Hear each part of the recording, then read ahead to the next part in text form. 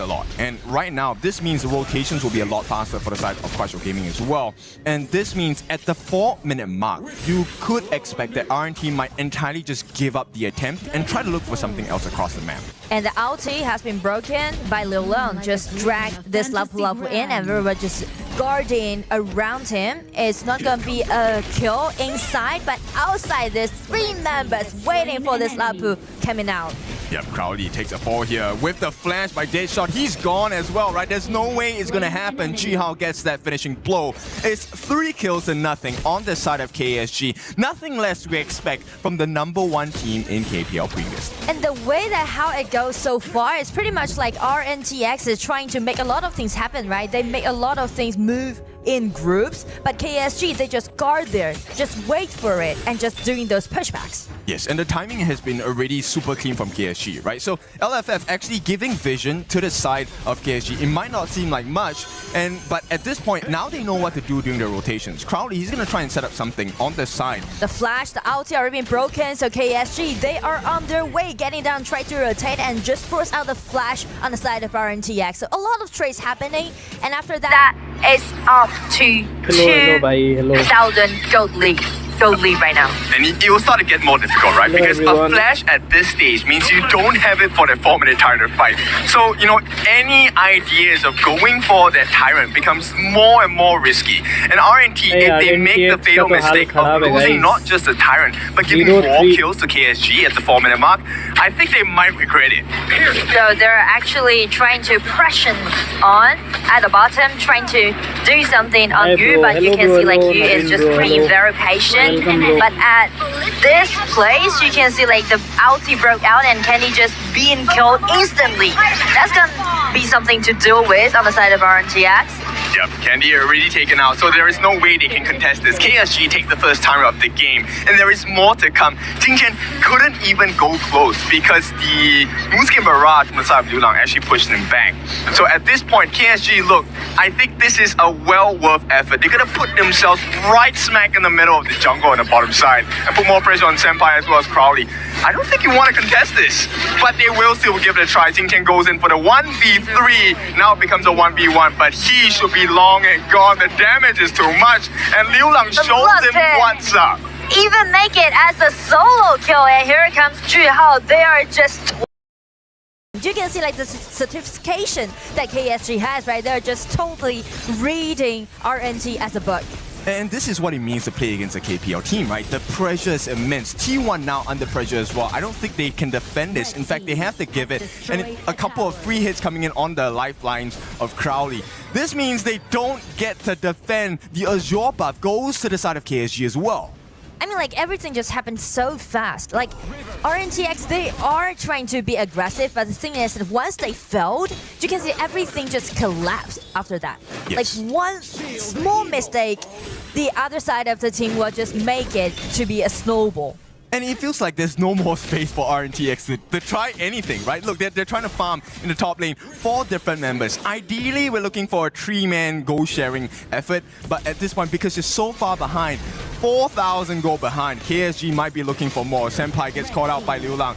Does get the Moonscape Mirage. This is a 1v1 that is completely unfair. Even with the leader stance, he's going to be taken out, and KSG have all the advantage in the world. Killing spree it is. I mean, like 303 KDA, Liu Lang is having 100% killing participation. Yeah, we need to take a look step by step, right? RNT, can they get a kill over to their side? Right now, they have nothing to offer against KSG, and KSG knows that they have this advantage. They will start approaching the Crimson camp again. I feel like they are just being really dominating, and you can see like RNTX, they are too busy to guard all those resources that they have. Yep, and it's very difficult because ideally you want to isolate singular members on the side of KSG, but nobody can hold a 1v1 with any member on the side of Crucial Gaming at this point. So RNT, they have to figure something out in the sense of a 4v1, 3v1 numbers advantage. But to be honest, like with a 5,000 gold deficit, it can be really hard. The only thing that RNTX can do right now is just let Candy to guard all those waves and just trying to clear the waves and buy more time for Channel and also the Shin. Yes, and time is definitely not on their side because while Yu on this Owen is doing well for himself, the silent killer on the other side of KSG is silenced. I mean, no pun intended. But when the Valor comes online, you have essentially two marksmen and damage dealers. And here we go, Jingtian. He's going to be caught in the middle of no man's land. 4 different members tries for the movements with his mirror image. Not going to work out. A rampage for the side of Liu Lang. I mean, like, it's just being so devastating. They are trying to do the splat push, let Jingtian to have more gold shell. But the thing is that KSG already read that, right? So it's going to be a group movement at the bottom.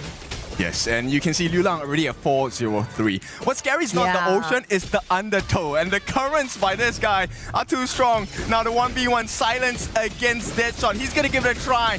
Tries to put down the pedals as well, but Yu is here to help him out. And this will be the end of Deadshot. What at the same time, we also have Crowley. The tank is gone, so the squishies are left. Just Senpai, Candy, as well as Jingtian. They can't do much here. It's 4 different members on the side of KSG, all across on the other side of the map. It hasn't been 9 minutes, but already 9 kills in favor of KSG. And you can see like they can go whatever they want, take whatever they want. It just seems like this game is already be in their hands. Yeah, and we take a look at the gold chart on this G.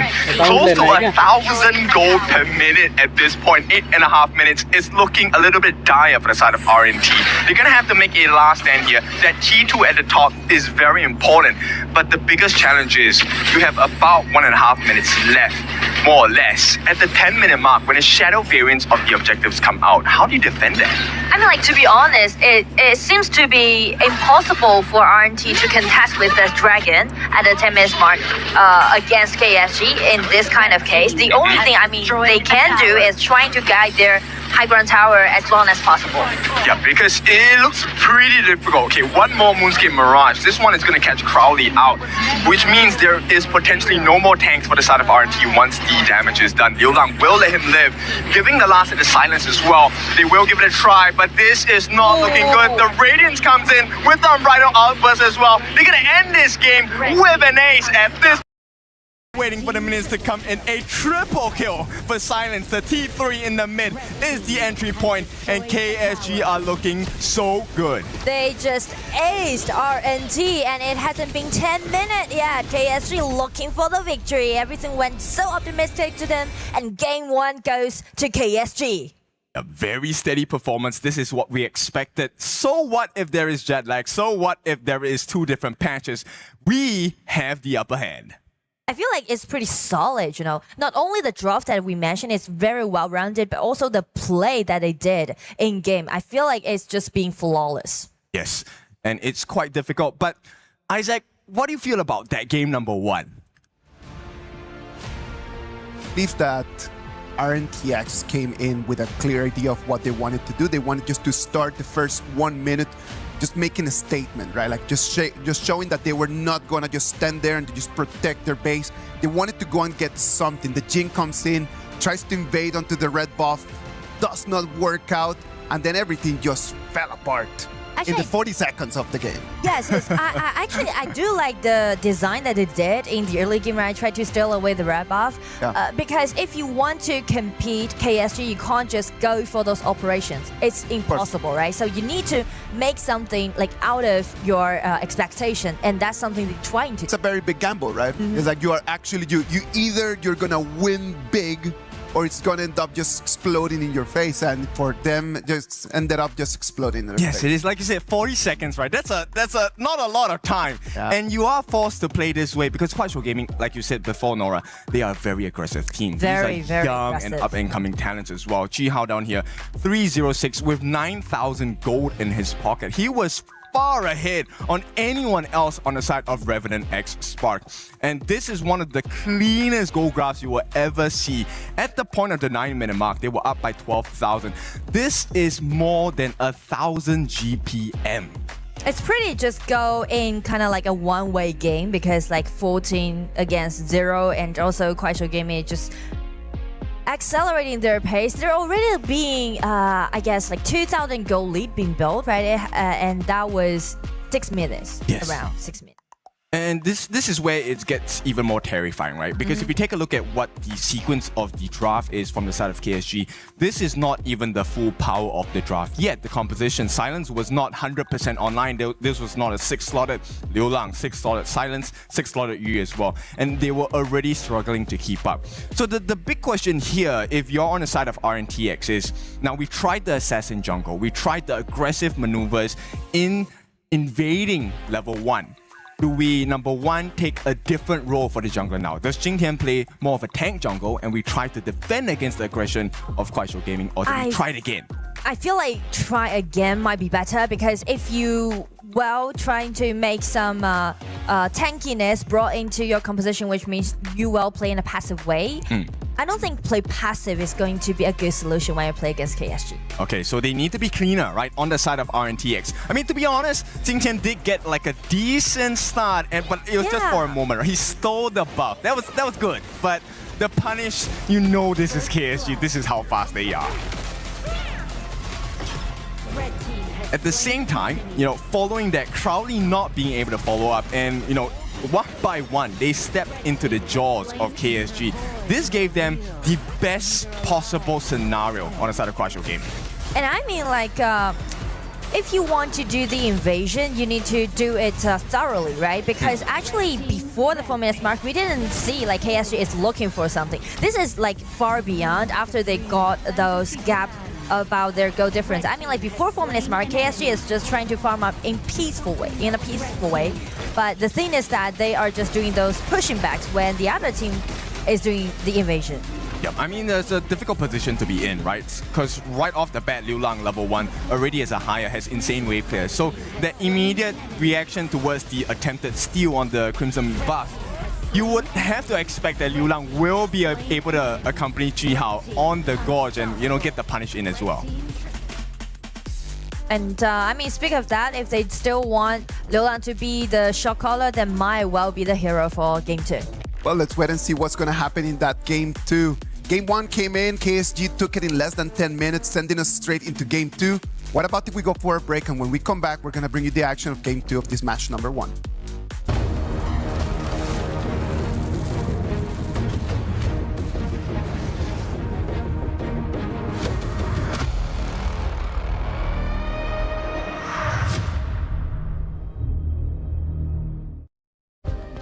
Play is in our DNA.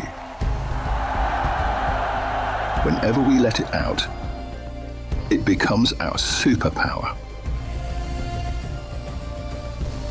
Now imagine an entire city being built to supercharge it. Kadir City, powered by Play.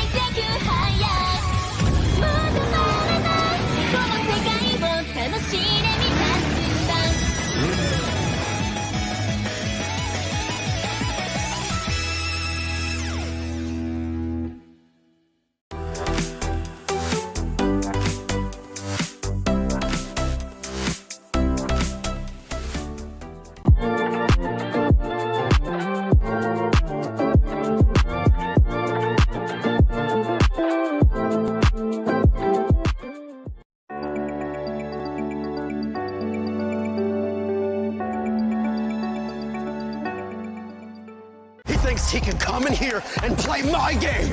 He knows nothing. Let's go! Tyler Wine, you're done. Raw energy. Half a puff and blow the house down.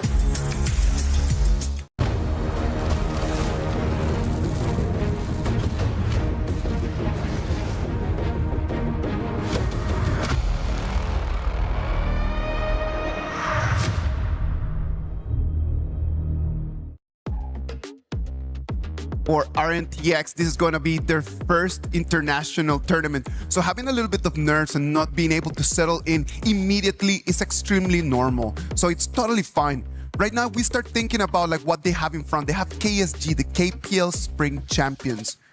Let's be realistic and not think about like wow, let's go and try to beat them. What do you guys think is an achievable goal for RNTX in this match right now?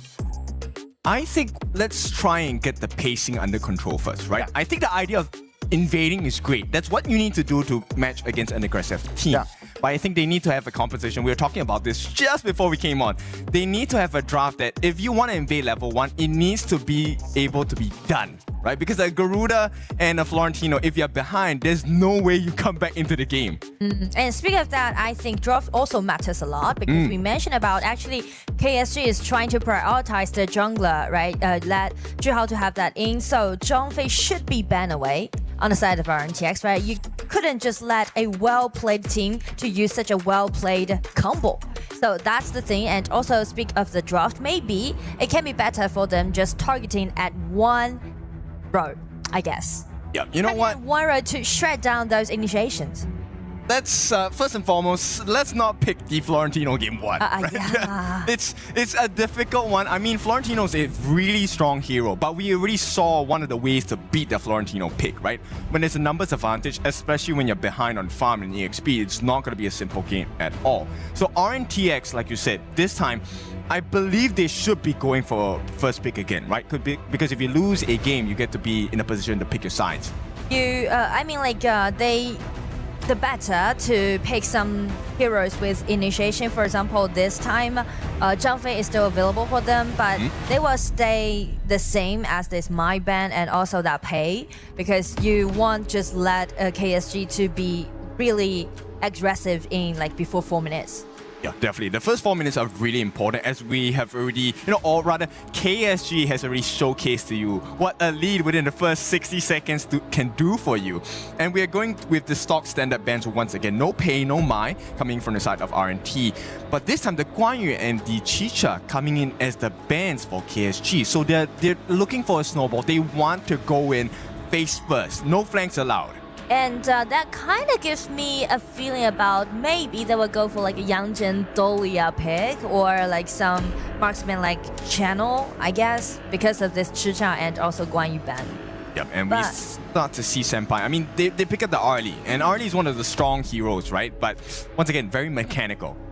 Very mechanical it is, and also Daidea is an open choice on the side of RNTX, right? It's gonna be quite decent, and also maybe with this Zhang Fei pick, they should just prioritize Senpai at the bottom, because you can see like how aggressively he was during the laning, right? Trying to keep pressuring on you.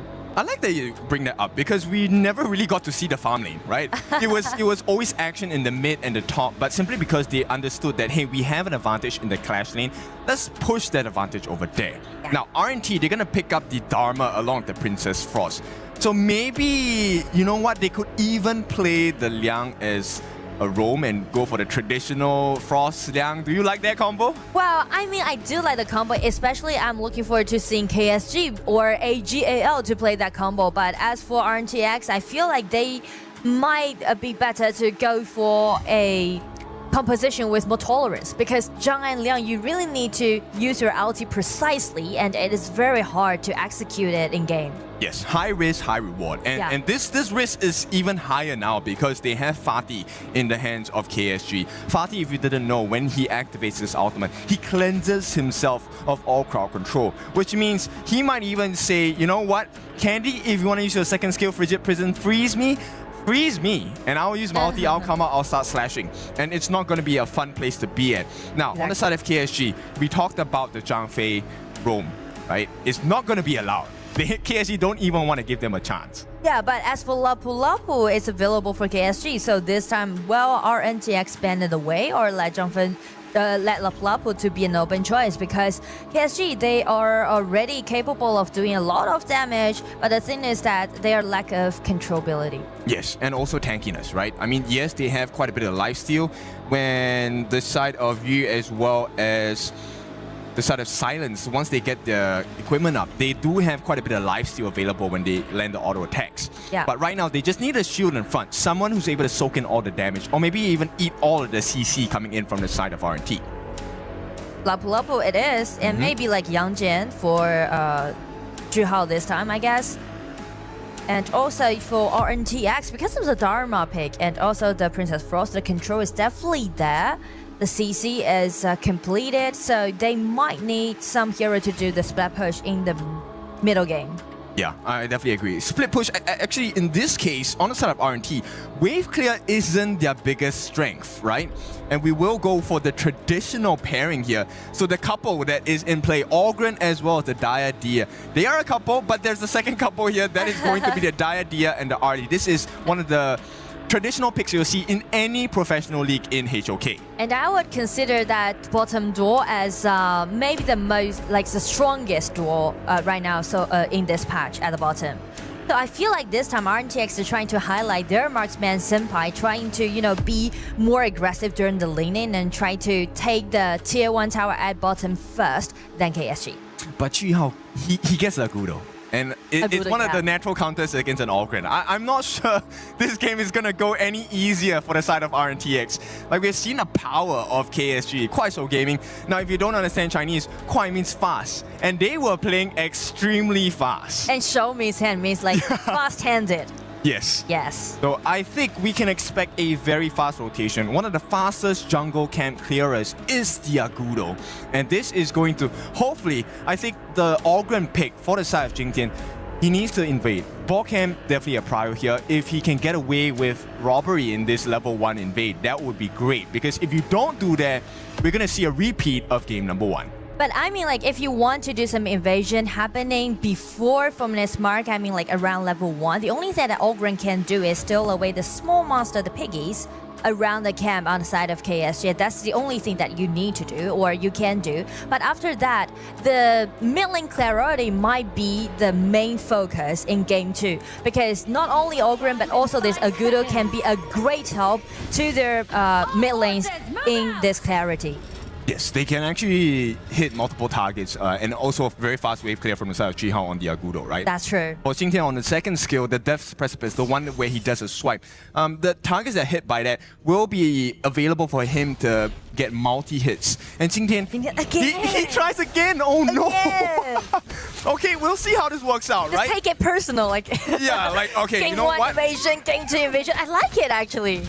I like this because actually you can stop the passive of Chihao. He actually is successful. Now, the rest of the cavalry comes up. Straight away, it's a 3v2. The life bars are falling low on the side of KSG, but they don't have enough damage, and Liu Lang gets the first blood. Yes, it is onto Crowley, but here we go. Jingtian, your Ogren, the jungler, the core. He is down right from the get-go, right before the 60-second mark. I mean, like, same strategy, same tactics that RNTX trying to make, but the story just be remade again on the side of KSG. Like, it's like the deja vu of game 1. Almost. So, I mean, they did send Senpai down to mid lane, try to get that mid first wave and rotate to the top or the bottom to get more EXP, but it's not working now because they have to waste time clearing that first initial wave. And this is all of the timers on the side of RNT put and push back. Just watch the replay, right? Actually, they did quite nice at first hand, but as you can see, Ollie just hold back. So the rest of the team member is not that capable of dealing with the early power on the side of KSG. So that's a problem. If you want to take one execution, you need to make sure that you can do it in a quite thorough way. Yeah, and in quick fashion as well, right? Yeah. This is the risk of taking a big fight before you hit level 4, because as an Ogren, you only get one chance of your first and second skills. If you don't get a kill or exchange off of that, you are in a dangerous spot, right? Level 4, yes, you have your ultimate as an Ogren to get back the some life that is lost. You also get the insta-kill with the Seer State.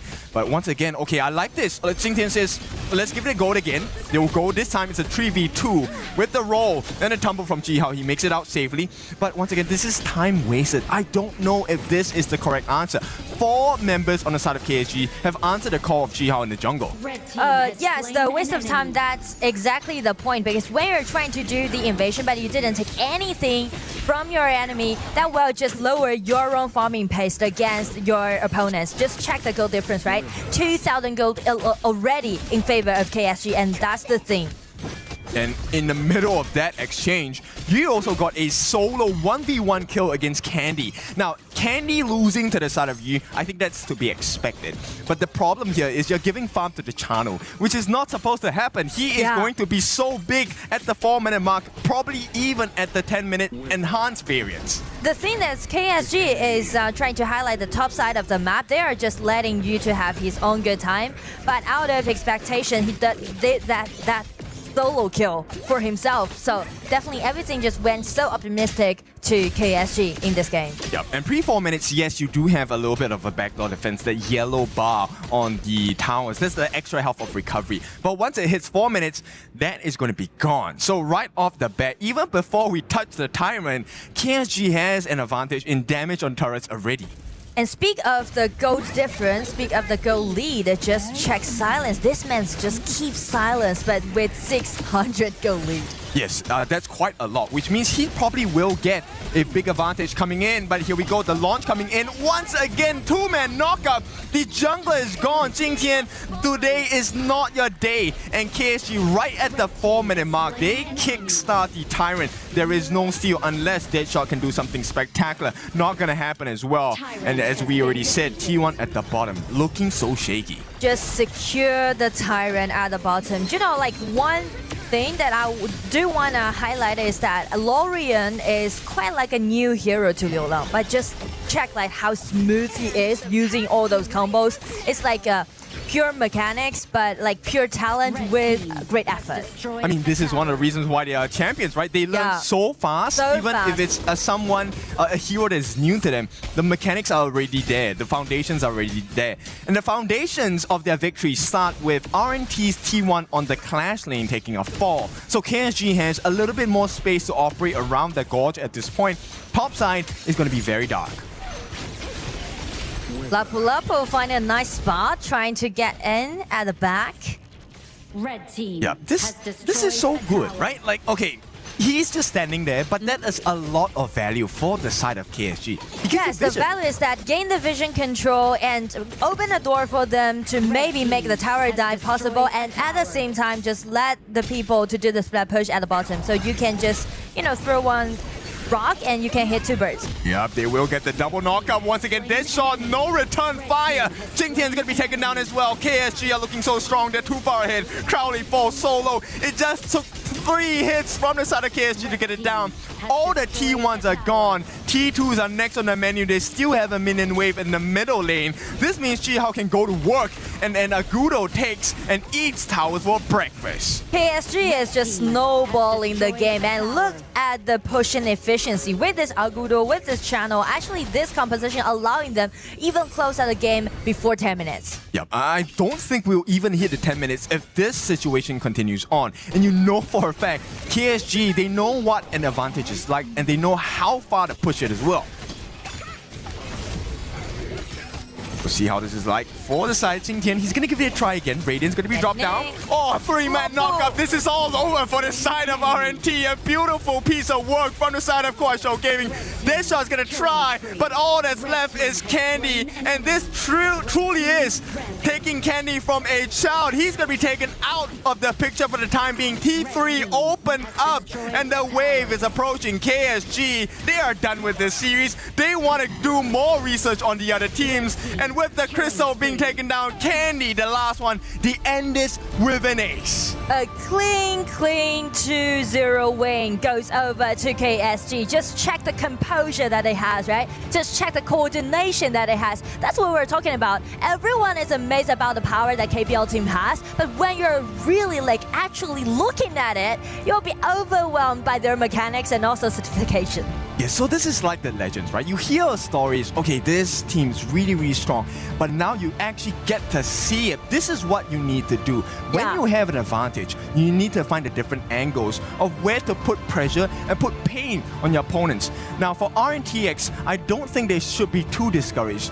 This is their first international against a KPL Prodigy team, these are the strong ones. So Kuaishou Gaming will be the winners of this first series, and what a performance to start the day. And I mean, like, they can actually learn a lot from those matchups when they're playing against KSG, right? Because KSG, actually, they're pulling all their efforts in. They're not saving anything. Just whatever they can play well with, the cards they're just taking it out, and also check out the pace. They're pulling all the things that they have to their opponents, showing their respect. That is very commendable, right? Because for KSG, they could have actually just come in and they just take this with a little bit of like more calm, right? But just out of respect to your opponents, you come in with 100%. And for RNTX, I'm telling you, I do believe that they're going to go home actually feeling like they learned something. It's not every day that you get the chance to play against the KPL champions. So they're actually very lucky that they had this opportunity. They need to go back, look at the video, and then understand exactly what they can do in order to improve. Well, I feel like they can just continuing being aggressive in the early game, but Yes.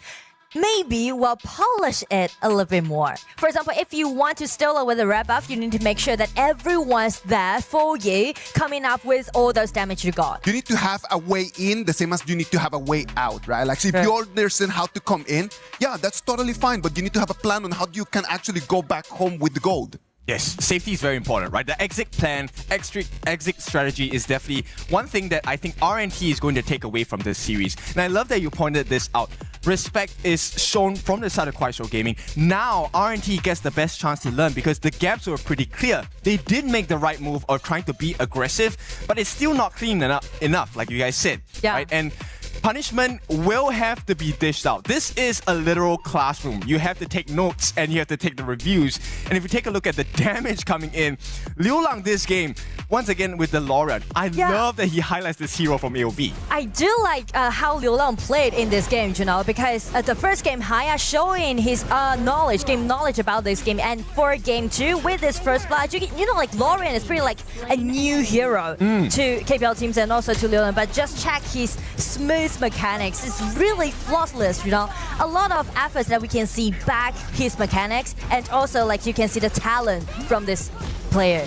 Yes, and of course, across the caster desk, we all play different roles in the game. And I want to point out LFF, some of the things that he has been doing in this game, you definitely need to learn from it. Just standing in the brush is also one important factor.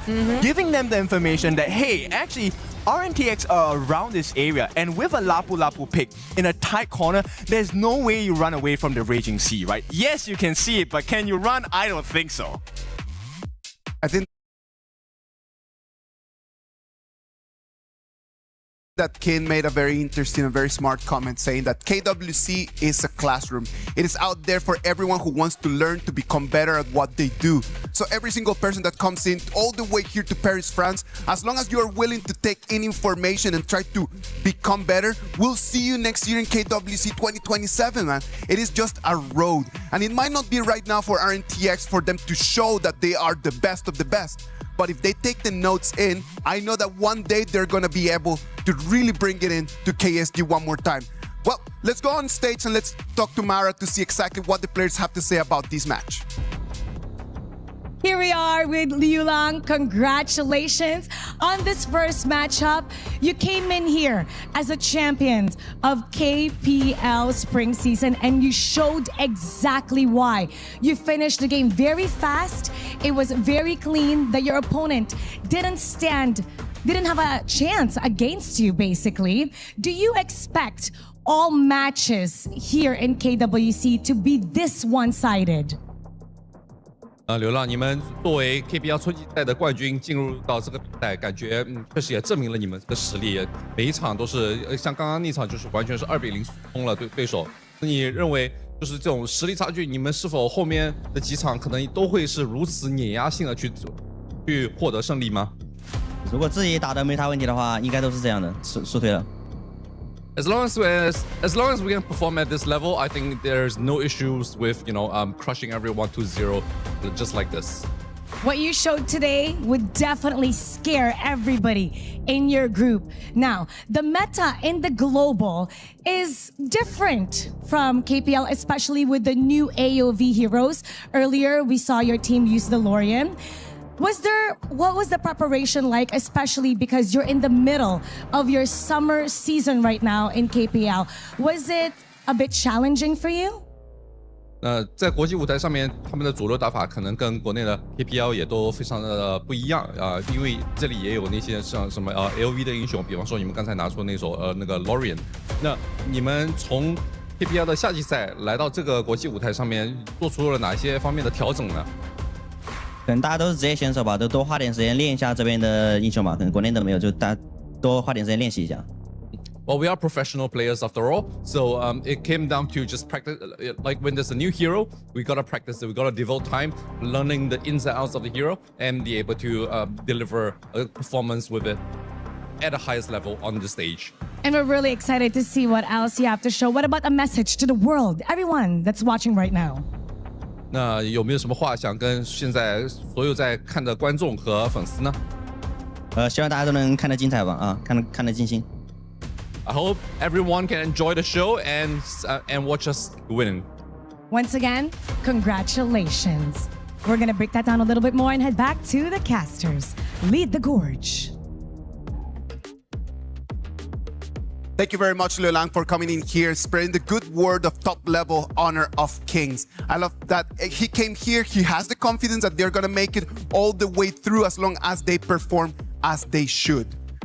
Match 1 is done. Match 2 is waiting for us. Let's go to a break, and when we come back, we're going to bring you all the action.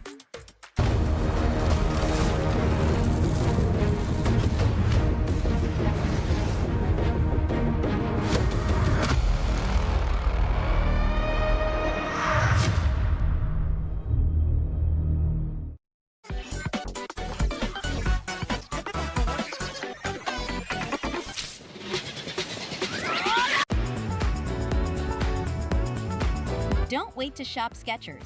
Discounts up to 40% off while stocks last.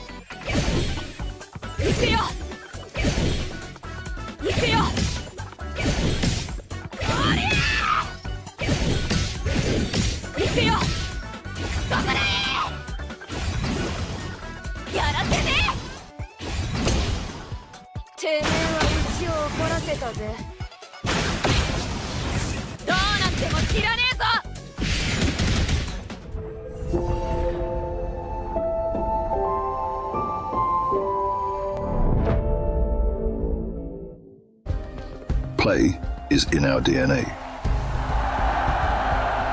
Whenever we let it out, it becomes our superpower. Now imagine an entire city being built to supercharge it. KWC', powered by play.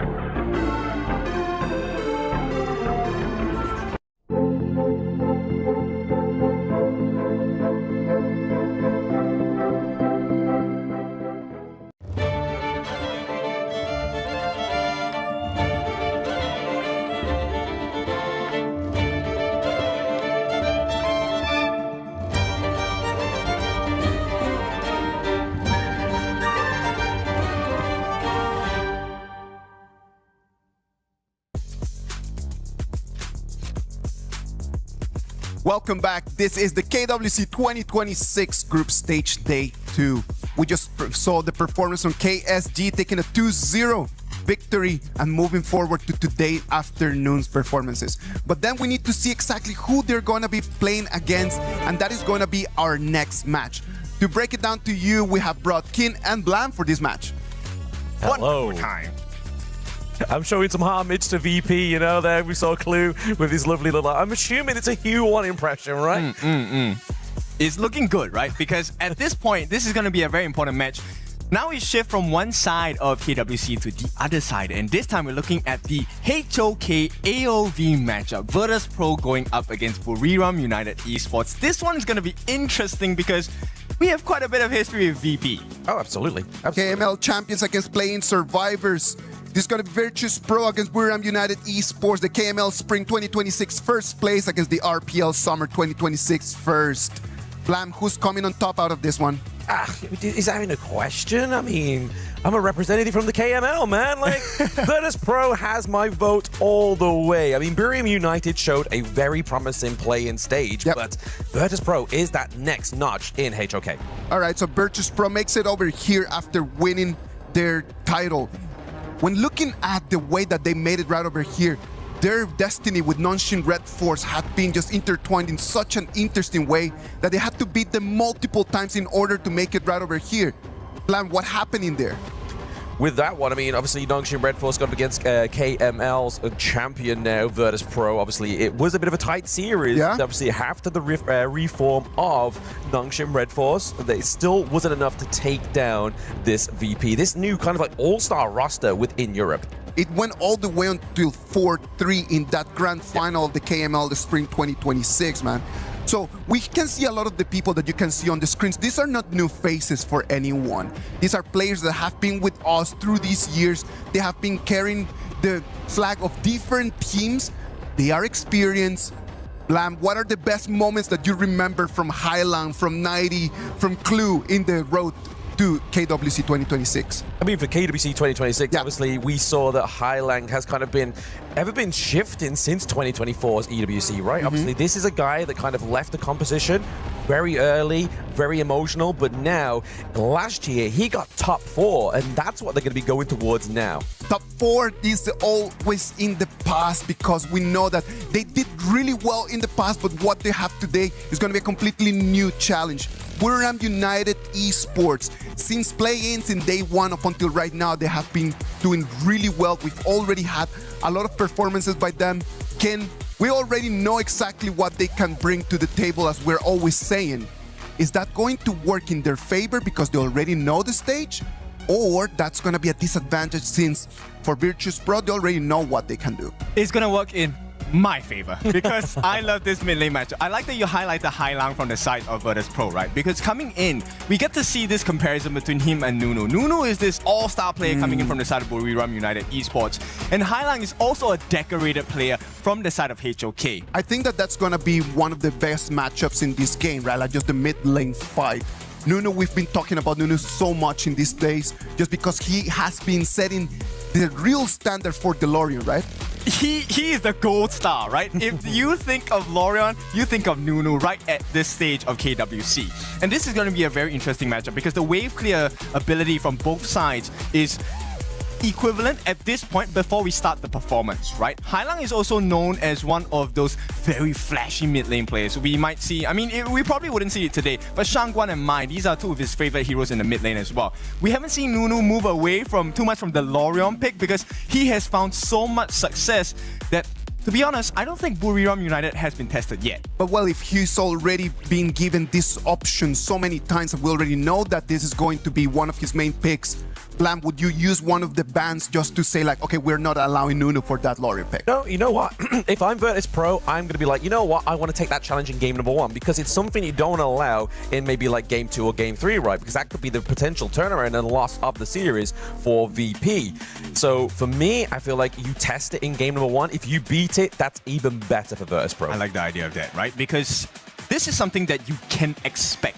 This is something we have seen before, and this is something you might have done homework before, right? So if you are able to use that information to your advantage, get the win, right now that will kind of shake the confidence of Buriram United Esports. At the same time, it also opens up the questions, what more do you have? Exactly. I think that's the obviously question we're going to be seeing here as well, right? But I mean, I want to go and harp back onto that Lorien point as well. Like, I feel like with a team like Virtus Pro going up against Buriram United, you have to play, you have to be on the front foot, right? Like, you have to be leading that game for Lorien to have the impact that he needs. You can't play Lorien from behind. That's a very difficult hero to play when you are 2K, 3K gold.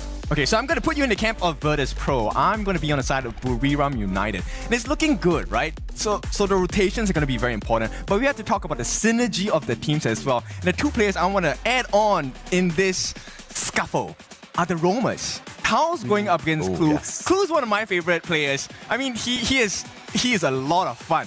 And he is one of the most consistent players throughout the history of HOK. But going up against Tao's has been really consistent so far. Very consistent, but I mean, Clue has home ground buff.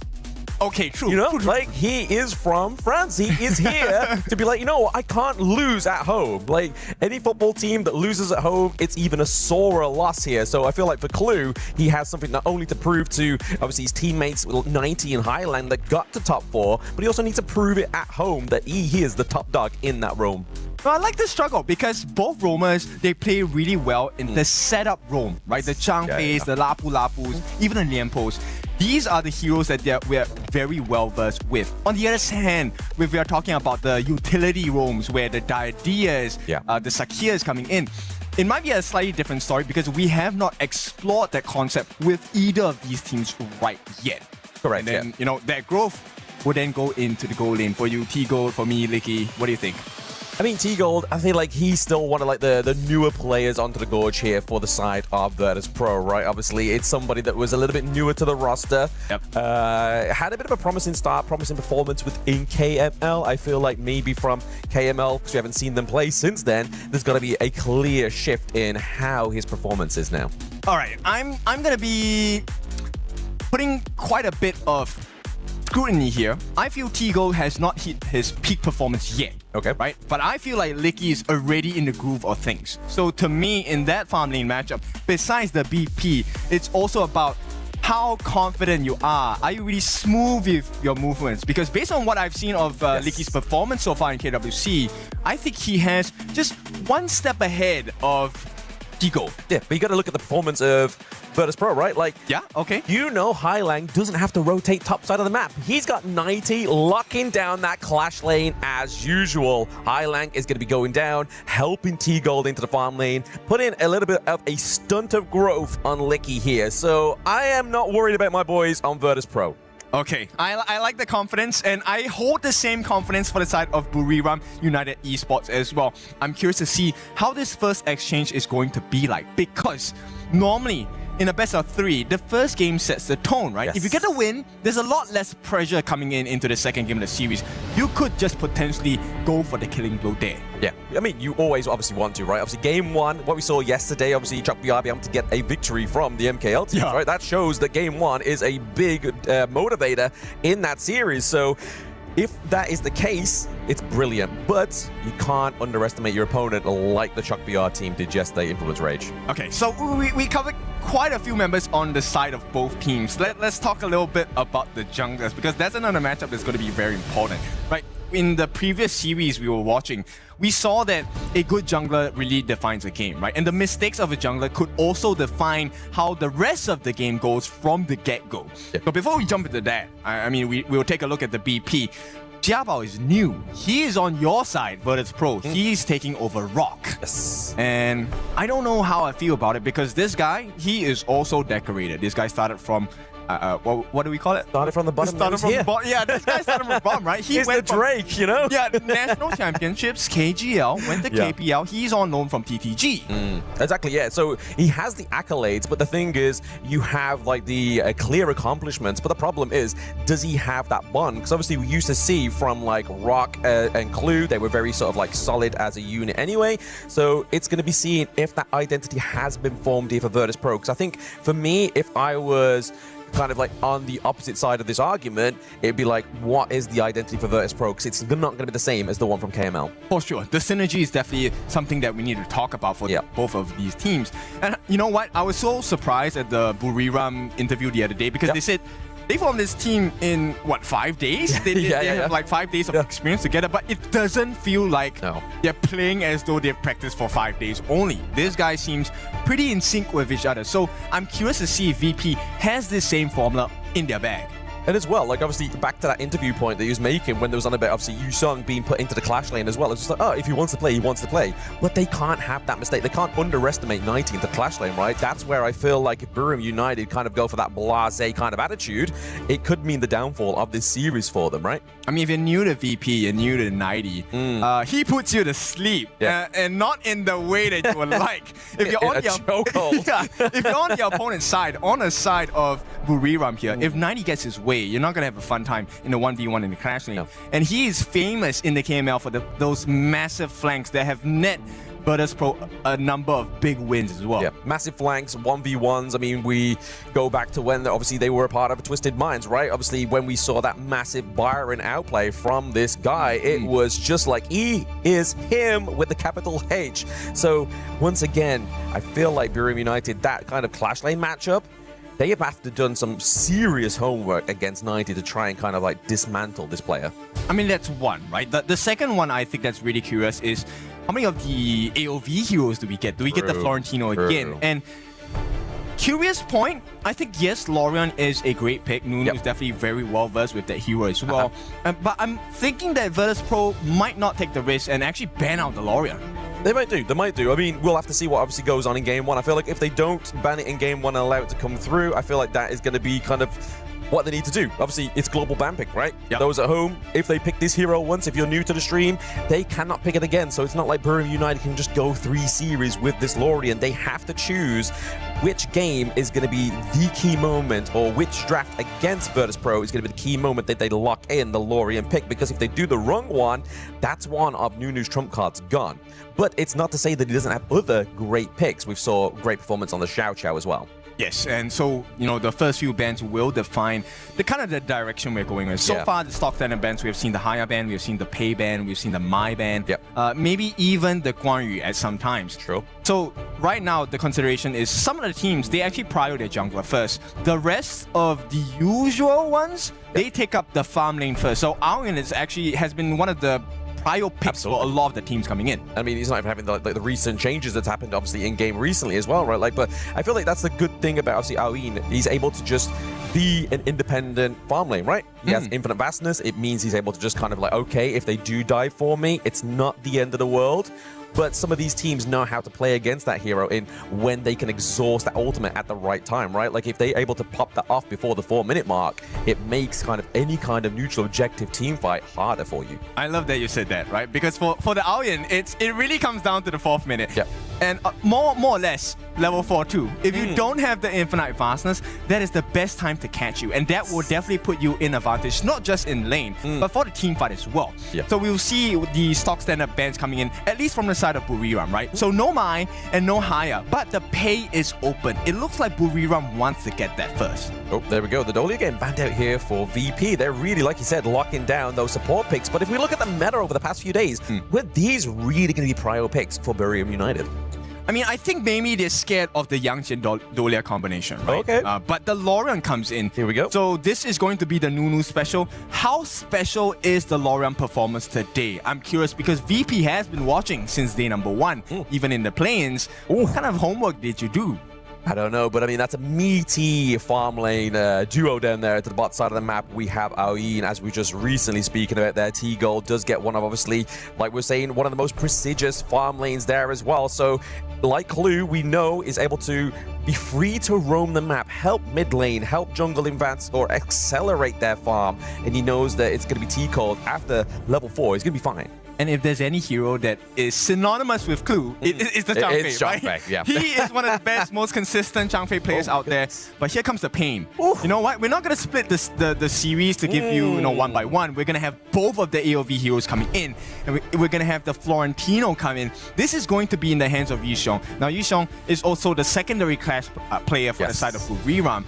But here is the real pain. Valor's with the pay. I mean, that's a crazy 3 like starter picks, right? Like, for the whole series, we were like, man, you got to watch out for Lorian. Man, you got to watch out for Pei. Florentino, I haven't seen the greatest performance on. No, but this team being from Arena of Valor, if there's anybody that's going to be able to pilot this, it's going to be Clash laners from that game, you know? Whereas the Pei, that's also surprised me on teams like Burim United. This is not a hero that has any kind of equivalent, right? It's different, but they are able to be precise with it. And we know Voldus. Voldus he loves those early to mid-game junglers like his Pei is a Gudo. That's when he's had his best performance. Okay, so let's talk about their opponents at this point. But because we brought this up earlier, right? The Byron coming in. This is 90's bread and butter. So he has it now on the Byron, good shields, and with the pick on the Zhang Fei, one of the immediate answers we see from teams is, okay, we're gonna pick up the Lapu Lapu for the Raging Sea, but that has been banned out. No Lianpo as well. So the big 3 in terms of tanks for the roam, that is gone. You are forced now to consider the utility roams. Diadea, Sakir, Tien.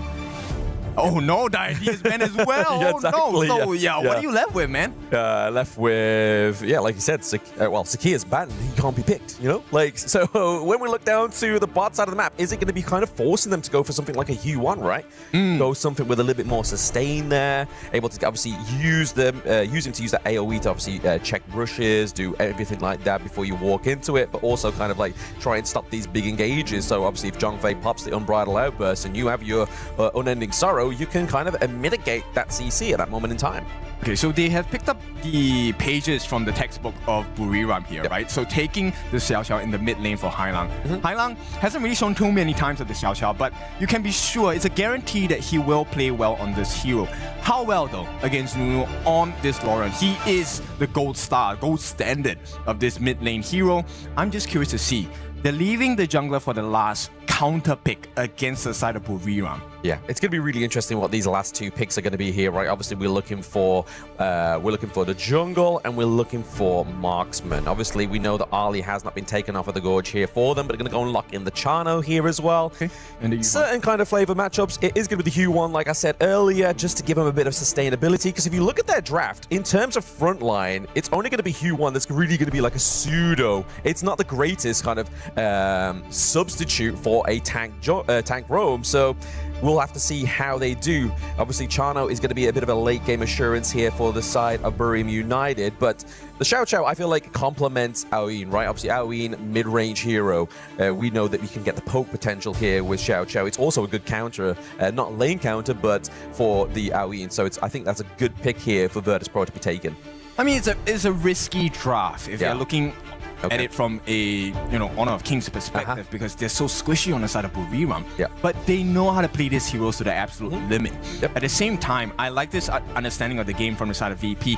VP, they have a lot of control, and with the Nerza pick as the final one, not only do you dilute the heal values, you're also able to reposition yourself in the middle of fights. It's gonna get a lot messier for Nunu here. Yeah, it is gonna get very, very, very messy, but like you were saying about the nerds as well, right? Like, you could be using that Skyfall to get rid of the Unending Sorrow before you go into a team fight, right? Because if you're able to force that out, there is no real mitigation of damage control. It's no longer a mitigation of it. It's a damage control point when you are trying to make sure that less of your players are getting CC'd, because once 3-4 men get CC'd by that Zhang Fei, 90's going to be in the wing by, that Xiao Xiao's going to go in, use that AoE just to do a lot of damage, and then obviously burst potential here from Lung is going to be exponential if he gets the lead here. So T-Gold, I feel like if he gets focused, then that could be the means of victory here for Burim United. So if you take a look at the draft, these are 2 completely flow states coming in. The draft on the side of Buriram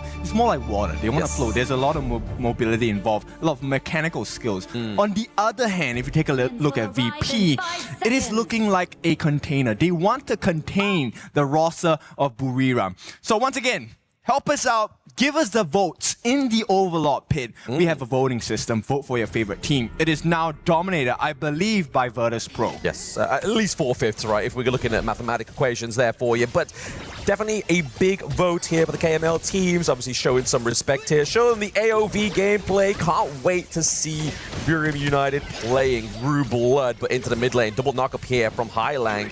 Is that the Brew Blood that they're looking for? I think this aggression is definitely necessary at this point, and with the help of Taos as well, they should be able to get a decent wave clear. Now, bear in mind that Taos, as a Yuan, will be able to give you back a little bit of health, but potential first blood here. Oh, potential. I mean, top side of the map as well. We are seeing a bit of a scuffle in there. We have a lane swap as well for both the marksman and the clash lane. So Byron going head-to-head against the Chano. Chano obviously outranges Lung level 1 because of his soaring shot as well. Yeah, I like this rotation coming in, right? Because for Yuxiong, he can't do a 2v1. The specialty of a Florentino pick is the ability to take one-on-ones with great precision as well. But VP, the faster rotation wins, and they have made that first move in the Crimson buff. Yeah, trying to invade at the Crimson buff here. It's going to be actually not... They got it. They stole it. Got it the way. Okay, they did get it the way there. So well played to Virtus Pro. Very good start here for this game number 1 between themselves. But they're just looking to dominate, obviously, the early game, right? They know, obviously, the way you kind of counter the Pei is you have to kind of invite yourself in, right? You have to slow him down. Yes. And when a Pei isn't in a position to be able to do damage or tank damage in the first place, this game becomes a lot more straightforward for the side of Virtus Pro. Yeah, I mean, we normally see kind of like the Peis nowadays. They like to go for like the Frost Guard's Embrace, go for something that's going to give them a little bit more defense in that regard, because if it has to go past the mid game, you kind of wanted something that's going to be able to kind of sustain a little bit more damage, and I feel like Hu1's going to be able to aid that goal here for Burim United. Right, I mean, the silver lining is Taos is close to level 4. He will have his Unending Sorrows soon. And on the flip side, it's not the same for Clue, right? He does manage to catch up a little bit more in EXP and farm. But T Gold, we're talking about this just now, he is not having a fun time. The moment Clue leaves him alone, he is at risk. Yes, and the fact is, use the Infinite Bastards, right? You've seen Towers already rotate. He's like, guys, okay, ultimate's off the gorge now. If we're going to strike onto T Gold, this is your moment. But we do see a good equal rotation here from VP Clue as well as Hailang. Just keeping the good buddy help. They're forcing to hit the flash there from Towers. I mean, that's going to be a bit of a expensive use of that common skill. Yep, this is way past 2 minutes, right? If you use your flash pre-2 minutes, it's okay. Yes. You will have it in time for the 4-minute Tyrant fight. But at this point, at close to 3 minutes in the game, having it burnt out, not ideal. Now, Towers wants to be able to either reposition with his Unending Sorrow to heal or to damage the likes of VP during this 4-minute skirmish and exchange at the Tyrant pit. Not looking good for them at this point, though. Yeah, I mean, look, to be fair, though, like, he is level 7 before Valdus was even level 7, right? Like, so having a Nurtser that's actually been able to outscale in terms of XP level, I mean, that's a problem here for Burim United, right? That really shows that the jungler for Virtus Pro, he knows the clear rotations, he knows how to make those resources count. Yeah. That's why junglers get angry when you take their camp, right? Because one camp, it was literally just the Crimson Golem going into the hands of Jiabao, and it made the world's difference. Now, a half a level EXP lead, he's also going to be able to jump on the backlines. And with the level difference, it's so hard to fight against him. Yep, and we all know, obviously, Nurtser is a scaling hero as well, right? So if he's able to scale a little bit faster there, it's going to mean that it's going to be a little bit more frightful for the side of Burim United. Top side of the map here, we're looking for a potential takedown. It is going to be Yu Song who's going to be the first blood here, but it is going to be Burim United looking to try to be a bit of a cleanup Clue.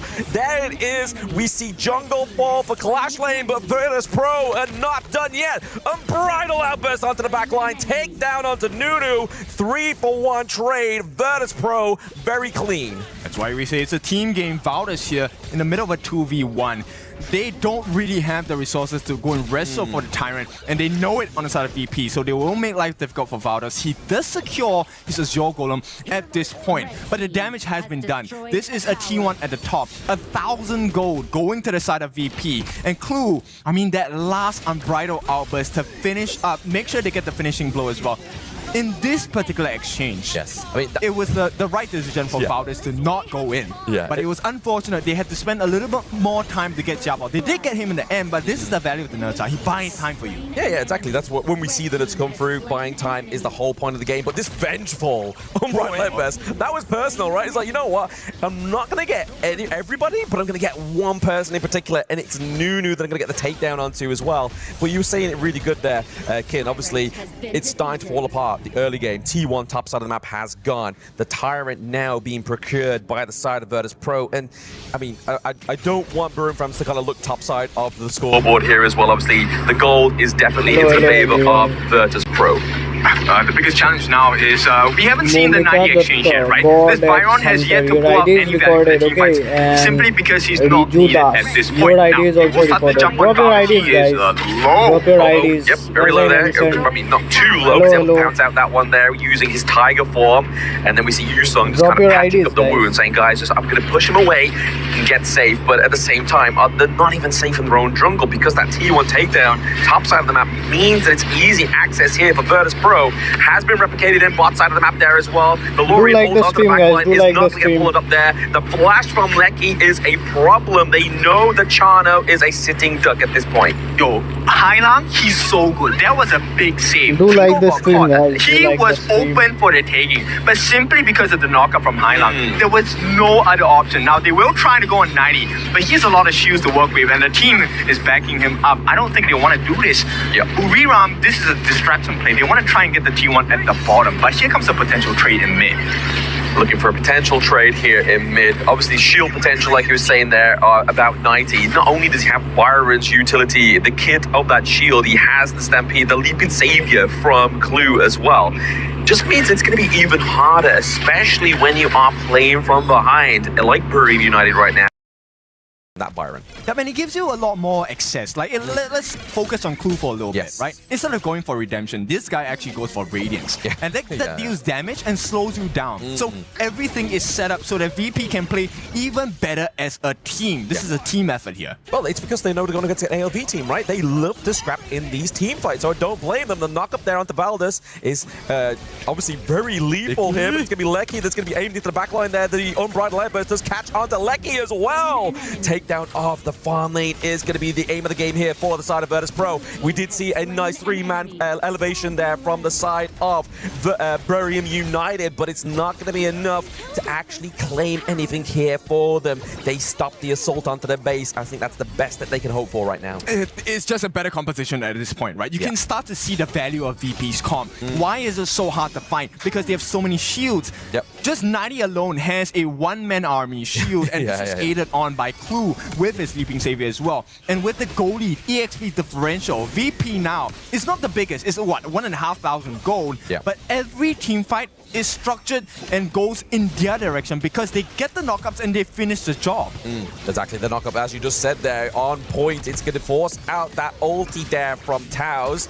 Now is the time for Virtus Pro to try and calculate some kind of strike here. They don't have a minion wave, so I can't imagine them going to aggress here unless the Nerds decides to fly in and put some pressure on. However, bot side of the map, they do have availability. I mean, the palms on the side of VP are so big. Double knockup, knockup after knockup. Paul Lecky had more airtime than Tony Hawk there in that engage into the brush, but it's going to be bot side of the map here. The T2 takedown potentially for Virtus Pro, just using Lori and just clear up that minion wave. We talked about the container play from the side of VP, right? They're containing them. There's too much CC, they can't do anything. They don't have the damage to deal with Clue as well. And this VP, everything started from there. No big tanks in a roam, you can't do anything. It was pretty much destined to be a bit of a failure, right? Because obviously what we've used to be seeing from Burium United, like you were saying there, the tank support meta is huge. And in a best of 3, why not abuse that, right? Like, don't let your opponents take away these tanks, take away these vital supports. So if we look at, like, Virtus Pro's bans, right, in game number 1, they're all support bans. So the fact is they know how strong Taos is as the backbone of Burium United. Just shows that they're playing like a 4D chess game here. Yes, limiting your options and, you know, adding on more of your own. T-Gold, he can be so greedy this game. It doesn't matter whether Valdez gets a couple of licks on him. Fine, he does have his infinite fastness. He can take the disguise as a dragon. And every single advantage now is going to the way of VP. Look, they even forced the Azure Golem to go into the hands of Taos. You want that on Valdez. He needs the gold. Exactly. He needs anything he can get right now. I mean, he has no kills. He has 1 assist. He hasn't died yet. I feel like that's kind of like the silver lining here for Burium United is the fact that they haven't actually been able to catch Boulders, which is a good job, especially how brutal VP have been in diving onto the enemy team. Yep, and this is a bait. They don't want to take this now. No. They're inviting Buriram for a fight. And, you know, this is where things get a little bit dicey. Do you want to contest? You are behind on gold. And at this point, one fatal mistake could cost you the game. Yeah, behind on gold. You don't quite have your Crimson Golem, but you might not even have Lecky in a moment's time. Obviously, using the frigid charge there onto the side of VP means a claim and drive away Buriram United from that Tyrant pit. But it's going to be Usong into the backline there. The Infinite Bastard's been brought through just to being a bit of fear here and force the flash out from Buriram United. They are running scared. Yeah, both Clash laners doing really well to isolate the rest of the team, split the fight. They want to get the farm laners, but both teams know how to play this game. They will be successful in fending each other off, and the reset happens. But is it a fair trade? No, it's definitely not. VP still very much in control. Yeah, like you said, obviously defend each other off, but are you defending that minion wave that just literally took the T2 to the mid, right? Like, that's not a really good defense, but it's the best defense option Buriram United had. Okay, I like the urgency. Oh, nice knockup. Nice double man knock up there. Beautiful access onto 90. But can they get a bit more? The Splendor has bought a bit of time, but in the wrong means. That is going to be an extra kill going up to Buriram United. They are looking for a little bit more here. T-Gold is going to be the only damage dealer here onto the side of VP, but it doesn't matter. He's into the back line. Lecky gets taken down. Triple kill from the DOT onto Nunu, and now they are looking for a bit of a brawl. 2v1. It's going to be Usong as well as Voldus. They are both on the run. They are scared. Oh, you can't do it! Oh, beautiful. Beautiful, beautiful. This guy is him. Yeah, 4 kills in a row. I mean, for the team, VP now, they have a 3-kill advantage, but that's not even the biggest pain point. The differential, close to 4,000 gold in advantage to Virtus Pro. And they also have now an opportunity to take the Shadow Overlord, right? Yes, just now they had the Primal Bond, they couldn't risk it. And I like the idea that Buriram had. Okay, you know what? Let's make the immediate trade. This is a very AOV trade. They want to make the exchange as fast as possible. But they know this on VP, and what a way to make them pay for it. Wait, the fact that this guy on the nerd set, he's like, you know what? Just keep bringing it. I'm taking it. I'm being generous. Just keep punching me. I'm going to keep getting back up. 613 KDA here. That's, like, I think probably the best nerd set performance we've seen so far within KWC, and this replay is going to show it. Yep, so this is the main difference here. It looked pretty good for the side of Buriram because they finally got the lockdown and stun. This came from the Tao's second skill on the Yu1 as well. And it looked good for a pretty moment, but when you don't have your frontliners trying to defend and deter the rest of VP on attacking, that's already one big problem. Second problem is that Jiabao is already level 15. He is the guy with 6 different kills. He is perfect itemization. Went for the frigid charge as well to slow down, give him more time to get damage over time. I mean, you look at here, right? Obviously, Bruce trying to be... He is levels of notches ahead about them, but what's the point having damage if you have no effect onto the enemy team fight, right? T3 down bot side of the map has been pressured and taken down here as well. We have the Vanguard slowly approaching. Buriram United trying to form some kind of defense. Yeah, they can flow like water. Water can cut through rocks, but you need a lot of time to do that. And time is something they don't have. VP already knocking on the door. They don't have to over-aggress. The Shadow Overlord has already done its job. They have opened up access into the T3 at the bottom. Mega Minion splash from Chaos. Oh my goodness, such an aggressive flash there, but Jiba was like, no, what? That's my green light. Onto the backline. You leave Lecky open when you flash in with 2 heroes. That is your problem. We are seeing trades across the gorge here, so this could be the saving grace for Buriram United into the backline. He's going to use Song with a triple kill, but now he has to run and hide. 90 is like the Shining. Here's Johnny. That could have been the game-saving play there. Yishong, if he did not wipe out the backline on the side of VP, this game definitely would have been over. And this is the value of the Florentino. CC immunity and huge dive. Now, Buriram, they don't really have a lot of time, but we'll take a look at this. Nice setup from the side of Nunu. But here's the big problem. Jiabao is already on your backlines. Licky, he's so used to having so much space in all the games he's played to get the free damage in. So what does VP do? They just go straight for the source of the problem. And on the backlines, very good work on the side of Yishong to try and deter the rest of the team from coming in. Successful. That is 1 point of success. But can he do it again? Exactly. I mean, like we were saying, Virtus Pro, best nerds performance so far within KWC. I have to give it up to Usong here. That Florentino was a masterpiece, and it was the means that stopped them losing this game number 1, forcing it into around about a 15-minute game now. And obviously, that gold lead is still not too far behind, right? It's only 2k gold at this point, which isn't like any kind of means of like, oh, we can't come back in this one. But we are looking for the takedown to steal onto the side of Virtus Pro. Gets the Tyrant. It's going to be the triple man knockup onto the side of Buriram United, but that's not going to be enough. Not the stopping force here that they need. It's going to be T-Gold taken to the sky, crashing down. We see a 3-1 trade here for the side of Virtus Pro, and they're looking for an ace. Voldus has turned into a kitty cat. Meow. He has to get out. Yep. Clue as well as 90, all right? This is so hard to defend. You are a one-man. This is not even an army. This is a Tiger against the Tamers at this point, and he will be tamed. Valdez tries to push them back, but here we go. Game number 1 should go to Virtus Pro. They push him back one more time, and VP are the winners in game 1. Very well played from Virtus Pro. Did I expect anything but less from KML? Nah, I don't. Yeah, I mean, okay, it was a good effort, and this is where we start to see, right, the different styles when we clash. We want a more fluid movement from the side of Buriram. It does work, yes, but it's very hard to execute, especially when you don't have the goalie, you don't have the EXP. Yep. The jungle role is so important. You need to have success within the first 4 minutes. And especially the fact, like we saw with that last player of the base, right? Obviously, Taos flashes in, Nunu flashes in. Like he's kind of like, guys, I've got no one to protect me. Like, what's going on? And obviously, the aggressive play really worked there. Able to obviously save off Virtus Pro, but unfortunately, it did spell the means to the end there for game 1. Virtus Pro takes 1-0 lead on top of Buriram United Esports. That was a very leveled match. It was not those one-sided. It was just coming and going. The beautiful thing about just having teams with different understanding of the patch. The Florentinos coming in, the Lorians coming in.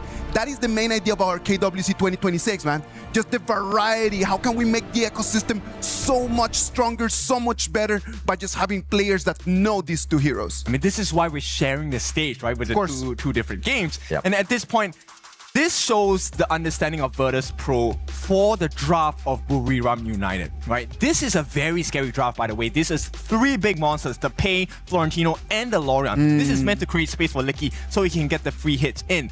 But here's what's lacking, the stun. And Taos only can offer you that stun every couple seconds. So VP said, you know what, let me make life difficult for you. With the Nerza pick, I'm gonna split the fight in half. Who are you going to choose to defend? And I think that is the main idea of what Virtus Pro, why they're the champions of their whole region, right? Because they see these openings and they can really just capitalize from the hero picks. Yeah, make Buriram United choose whatever are you a top bun kind of guy or a bottom bun kind of guy, because it was just completely split. The filling fell out the sandwich. What do you go for? It's literally carbs left on that one. But speaking of what's been left here onto the Gorge, there's so much damage here coming from the side of Virtus Pro. And even the fact that Jibao here on that 29% damage dealt on a tank, on a Nerza, like, this is really a good masterclass for teams watching this game to be like, right, okay, I need to up my Nerza game. This is exactly what you should be doing as a Nerza, right? Split the fight. Make sure that you have to be the focal point of the opponent team. And while that happens, if you are able to take down the farm lane on the side, which in this case for Buriram United Esports is Licky, then you give a lot more space for the side of Tigo. And I like the way that Hai Lang played this game as the Xiao Xiao. He wasn't looking for just engages. He was also a safety net, right? Every single time Buriram was able to allow Yushong to come in to the backlines, that was Hai Lang's responsibility. I will break your combo up. And once that momentum is stopped, this is where 90 shines, Clue shines, Tigo comes in, and suddenly you find yourselves in a horrendous situation, 1v5. Yeah, I mean, to be fair, you have to give props over to Nunu, right? Like, I think like this is the most 3-man knockups I've ever seen on a Lorian this far, and it's very impressive, but it's also a good counter towards, obviously, the way that Virtus Pro is playing. When you've got so many players, so many heroes diving in on you, Lorian CC Ultimate is going to be the best means to kind of just drive them away. And I want to just highlight Tigo. This time, I've seen the growth. We've seen him in KML, and I think this is wonderful. But Isaac, I want to know what you want to think. You know what? I do believe that Hai Lang over there on that Xiao Xiao pick was actually, for me, the best player in the field. We saw him the last Tyrant fight. They already, like Buriram United already started the Tyrant. And it's Hai Lang, the one that through his stun allows his team to come in and just claim that one. We're going to give you more action of these two teams after this short break. Don't go anywhere. We'll be right back.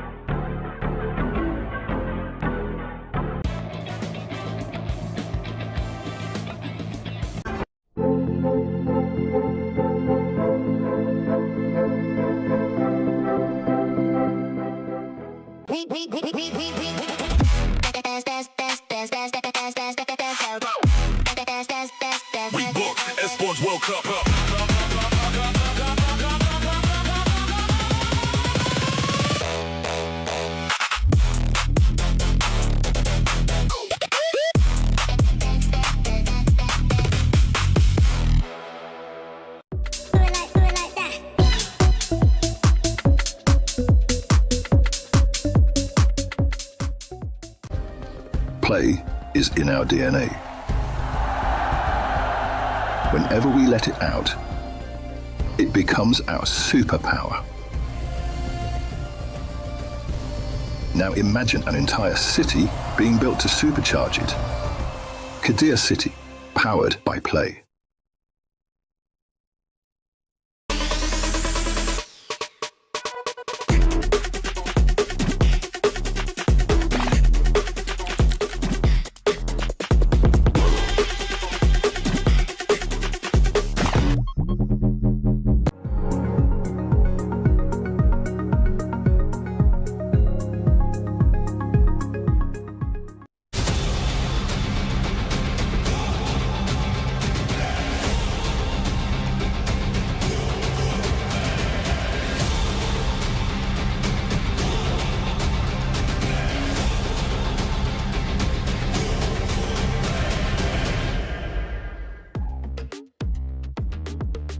Virtus Pro 1-0 on top of Buriram United Esports.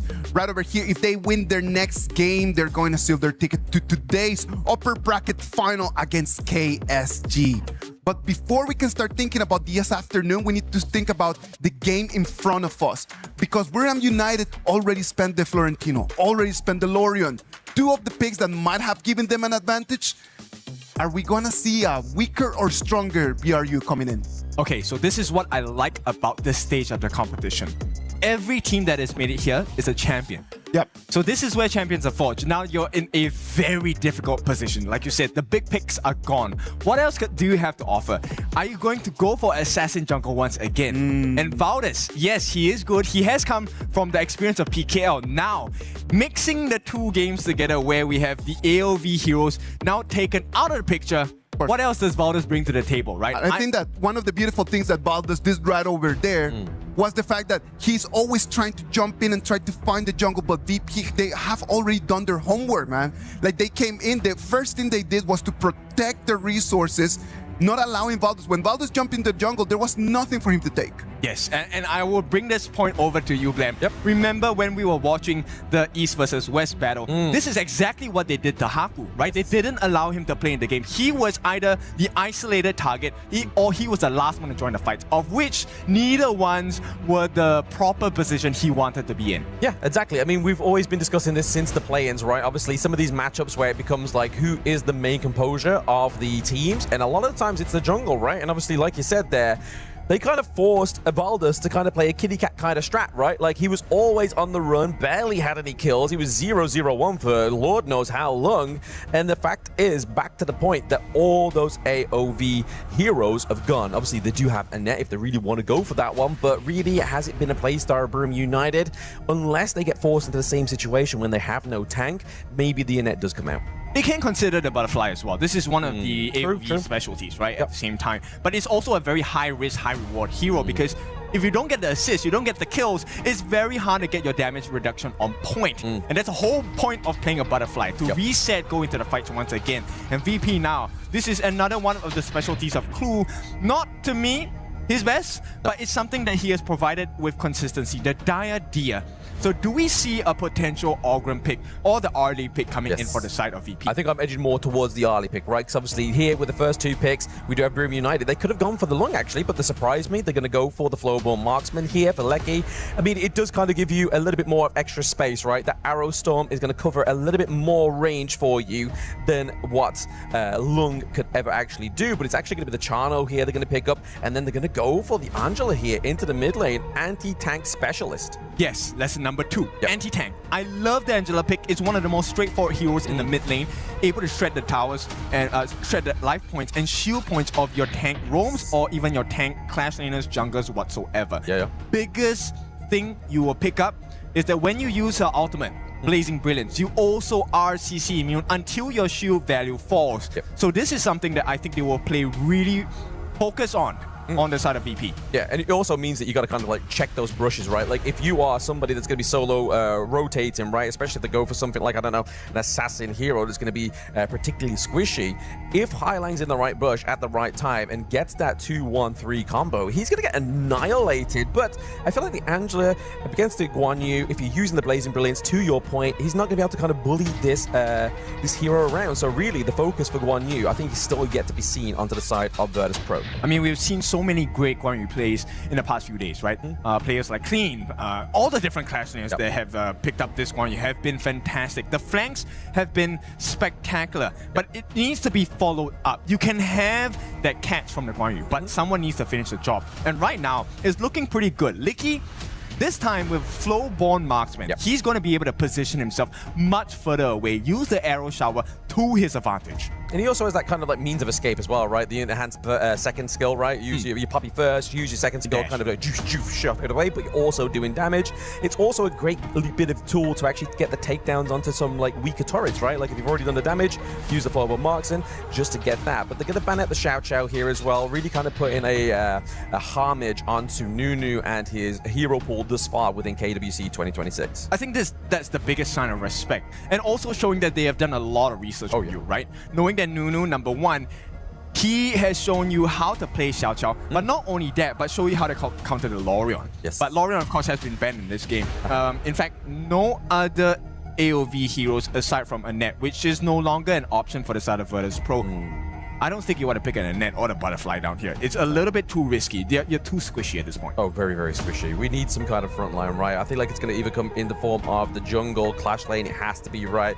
Onto the side of Boom United, they're going to go for the newer here as well. Obviously, not only have they got to watch out for Guan Yu, the creation blocks is also going to create some big obstacles here for the side of Virtus Pro into these team fights. And if we look at anything from last game, they like to be all clumped into these team fights. So I feel like if you have creation blocks, if you're stuck between a horse, it's kind of really hard to either escape or actually make any kind of means of an engage. It means like it needs a second thought. And the outrange potential is pretty huge as well, right? Yes. Nuwa is a hero that you can play from afar. When you use the creation blocks skill 1, there is a plus sign, and the full extent of the plus sign still gives you damage. So it's really hard to play.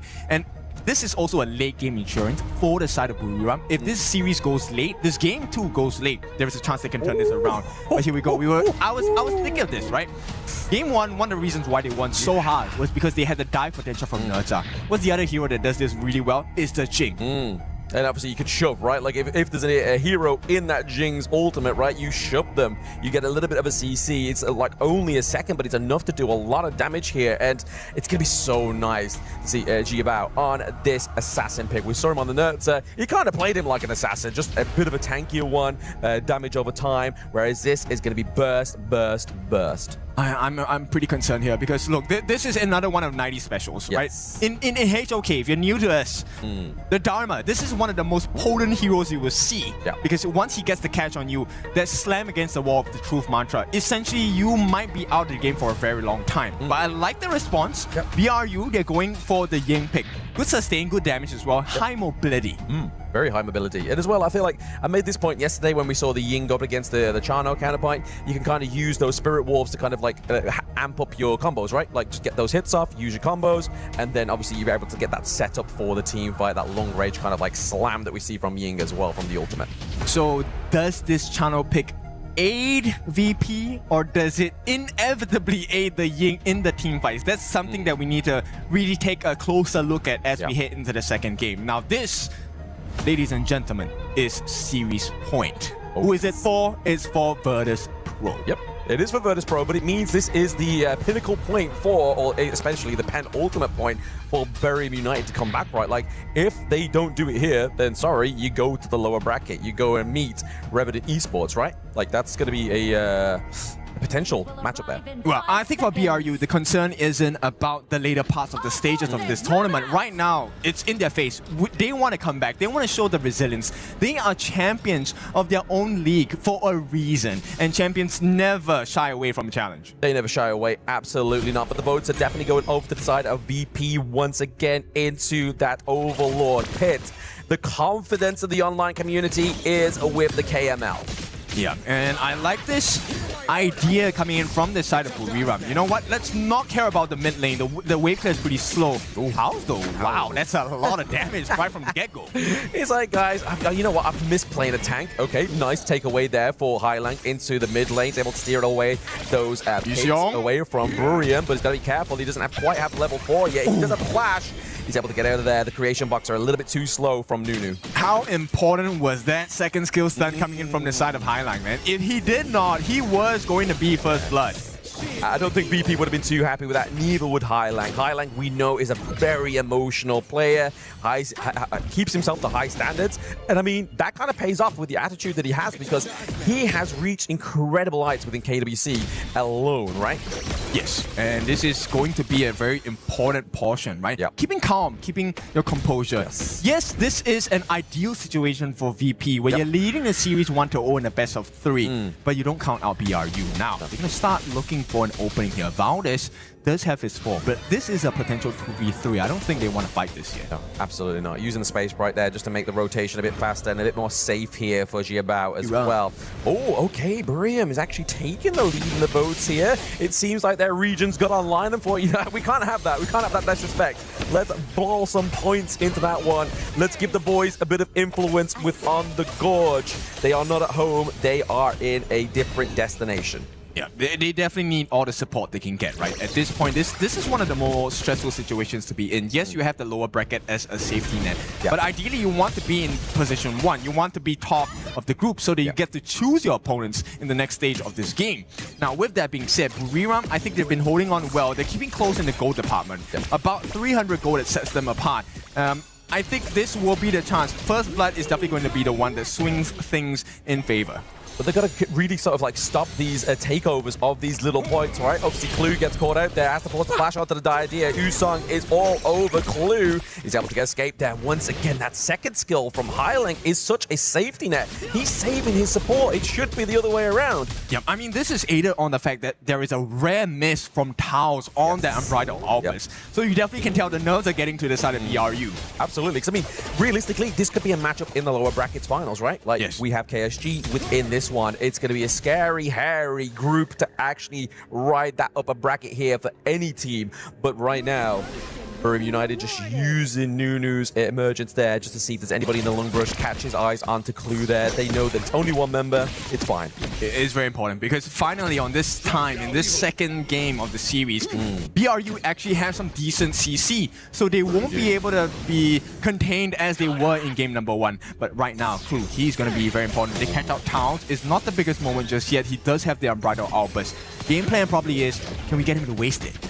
I love how they're playing the idea here, though, right? They're always going to have somebody nearby so we can use the heart link to get out. I feel like a lot of teams, they never really use that mechanic to the way it should be. Top side of the map here from Bruce, we have Usong as well as Valdes just trying to put pressure onto 90's lane, because we know if 90 gets a lead, he's able to be so free from that clash lane and create such gravitational plays. Well, but that's not the case right now. BRU are faster in the rotations, and clash laners are rushing, making their way into the Tyrant Pit. This is going to be a standoff at the moment because Valdes is looking at his Azure Golem. Falling low though. I mean, how can you outsmite a Jing? You basically have 2 smites into the backline. It's going to be the Mirror Domain as well. We see Valdes looking low. He gets taken down there. It's actually going to be Clue with the first blood there, helping Jiabao, as well as Highlang getting a takedown onto Towers, but it's going to be Usong trying to dictate the flavor of Buriram United into this team fight 2 for 2. Can they get a little bit more here? The emergence does come through here from Nunu. We do see the creation blocks coming through as well. Oh, Forcing the flash was a lifeline for Burma United. This one has been brewing for quite a little bit, but here's the biggest exchange. Both teams, the jungle and the roam fall. This 1v1 between Jabao as well as Valdez, that was so exciting. But the heals coming in. Clue, obviously, he wanted to give that kill over to his jungler Jabao, but he had to give the heals first. Unfortunately, they could not get the last hit from Jabao, so he did not get that kill. This is not looking good, but Valor is also in the same position. Yeah, I mean, it's not looking good even further, right? Obviously, yes, you trade both jungle and support for each other, but you lose the Tyrant, you lose that T1 down bot side of the map where that whole team fight was going for. Virtus Pro, I love how they're playing. They're playing like some of the bigger teams within Honor of Kings, right? They're not just going for a team fight, they're making sure they're getting something more from it.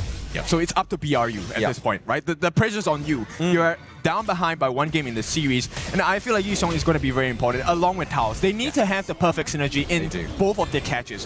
When you land the Unbridled Outburst, not just slam them against the wall, you need to fish for T-Go or Jabao to be singular target so that the rest of BRU can get you. Exactly. It's going to be a little bit easier to kind of fish for T-Go as well, right? He doesn't have the infinite vastness this time around. He's really going to be kind of like holding on to that flash, the common skill here. But at the same time, Highlang with these second skills is probably been the biggest denier of any access onto T-Cole thus far. And we need to get him to the late game for him to do some real damage. This is such a different Highlang from my memory, right? Highlang has always been very aggressive, flashy plays, one-on-one. And this time, he really has transitioned into an even stronger team player. The saves coming in, he's making sure that T-Go gets all of the space and the safety that he needs.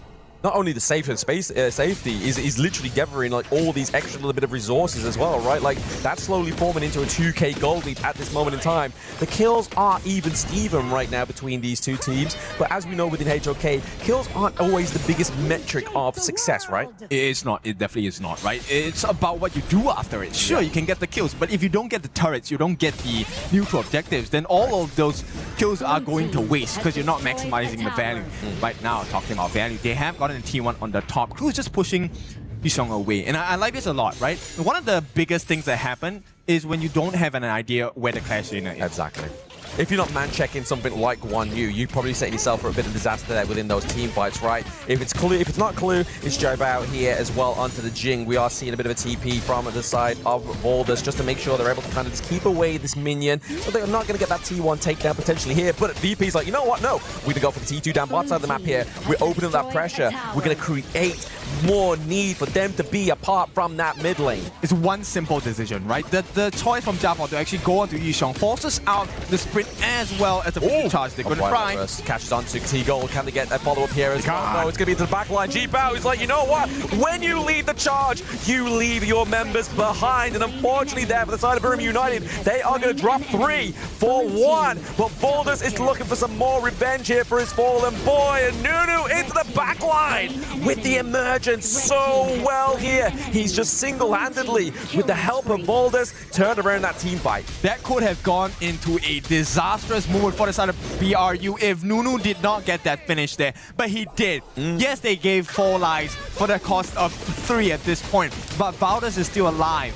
And this is important in the recovery. They will manage to successfully defend the T1. But let's take a look at this fight here. Very nice catch from Taos onto the side of T-Go. But this is where the value of a utility roam comes in. And also, that follow-up truth mantra from 90. This is why this guy is so scary in the KML. And right now, putting his talents to the KWC stage at this point of time, it is so spectacular. But Nunu, what a recovery. Did not hit the annihilation, by the way, but with that emergence, did save some time and go back into the pockets of BRU, but it's still not enough. It is not enough, though, but at the same time, you can kind of see the potential here of Burma United, right? Like, if these two teams meet in the lower bracket, there has been a lot of vital information being given over that they can work with within that meantime. But right now, that T2 top side of the map here is looking to be potentially barraged here, but it's going to be the Arrow Storm that keeps them away, which is just a beautiful use of the Flowball. Marksman, but into the backline is Valdez. He's taking the bait right now.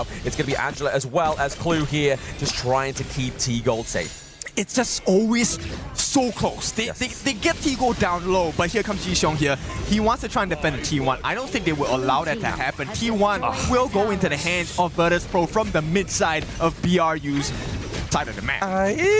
The mid lane game state is definitely not safe here for the side of Boom United, and obviously now this just means, obviously, yes, bot side was already opened up, but now it's a clear ownage of their enemy's jungle, right? That Azure Golem was deleted. Okay, silver lining though, Licky, yes, he did fall once, but T-Gold has also felt once in this game, and Licky has been consistently farming, right? So I think he's keeping pace, while he is like half a level behind T-Gold. This 10-minute mark is what defines it. Do we get the steal or not? Annihilation ready for the go? Yes, he obviously has the insight there that they're at the Tyrant, but he's like, you know what? Ugh, a little bit too late there. Just like British Transport. That is like, they always come up once. Two come at once, but never do they hit the mark.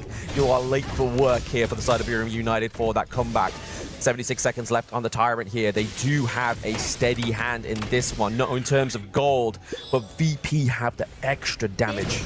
Oh, Hailang, what a flash! Oh my goodness, that was almost a 2-hit combo. Yeah, I mean, he did force a flash from Licky. This means they can't really defend. Licky can't come into the fight without taking a huge risk. And this is a huge play. Did not get the kill, but it's not about the kills at this point. It's about getting the resources out of their hands. There is no more common spell available. And here we go. Another quick ultimate from Hailang. Yeah. You know, when you have the Angela, maximum cooldown, she takes about 20 seconds before her ultimate comes up again. Exactly. I mean, the amount of obviously aid and support you get from the ultimate as well, just the pure rate of interest is so crazy on that hero. I don't understand why many other people don't pick it, especially when we're seeing this kind of like tank meta come through within Honor lately. And there it is. We do try and land the combo there. It's going to be enough to slow down. He's gone. But he's taking too much damage. He gets taken down by T-Gold as well. Brew are a little bit slow with that rotation to help their buddy.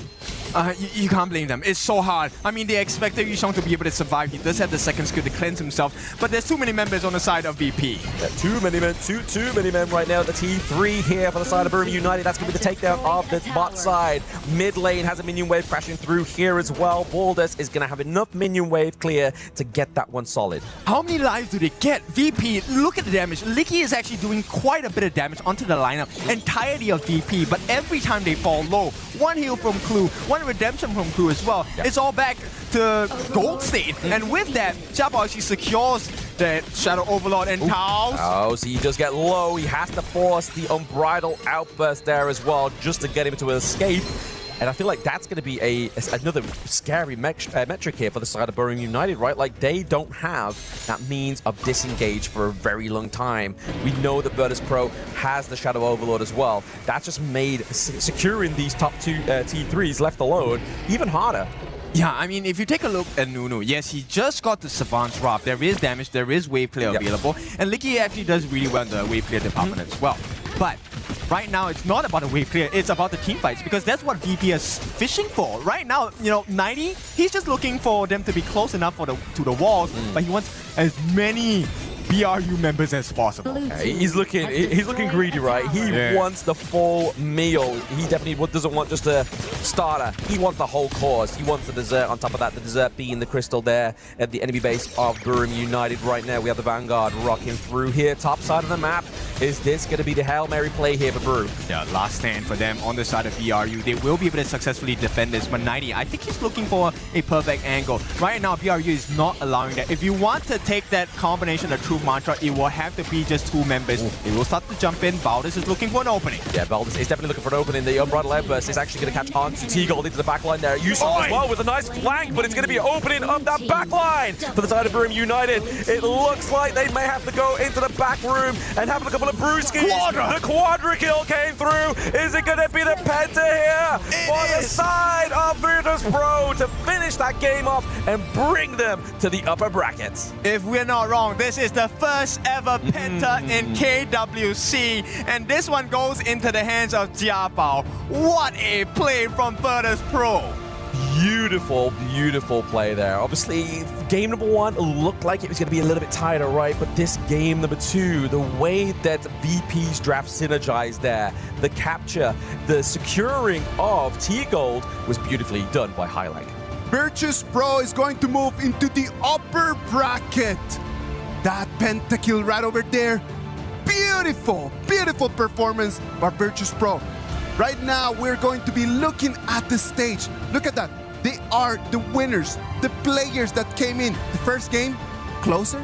Second game, it was just one-sided, I would say. I mean, we were looking and asking the question, synergy, right? Jiabao coming in, he comes from all the way at the bottom, reached the top of the stage with the team of TTG from KPL. Can he fit into the play style of Virtus Pro? And boy, did he fit in. He was leading the charge on the side of Virtus Pro. That last dive, getting Nunu out of the way. Nunu was a big problem, but once he was gone, there is no more fight back. No, and as the time would pass, like that Nunu would just keep going bigger and bigger and bigger. So they needed just to solve that problem. Yes, absolutely. I mean, like you were saying there, obviously with the KPL player coming into the roster, trying to find that identity. I feel like as well, you have to give props to the 4 of the members of the side of Virtus Pro. They rose to his expectations, you believe there, especially with that solid gameplay that we just saw. Yeah, I would give the props for teamwork. Like, they allowed the pentakill, right? In most cases, we would be like, no, 4-4 quadra-kill. No, I'm going to get your last one for your teamwork. I think that he was really looking for that. Since game number 1, in game number 1, he was looking for it as well.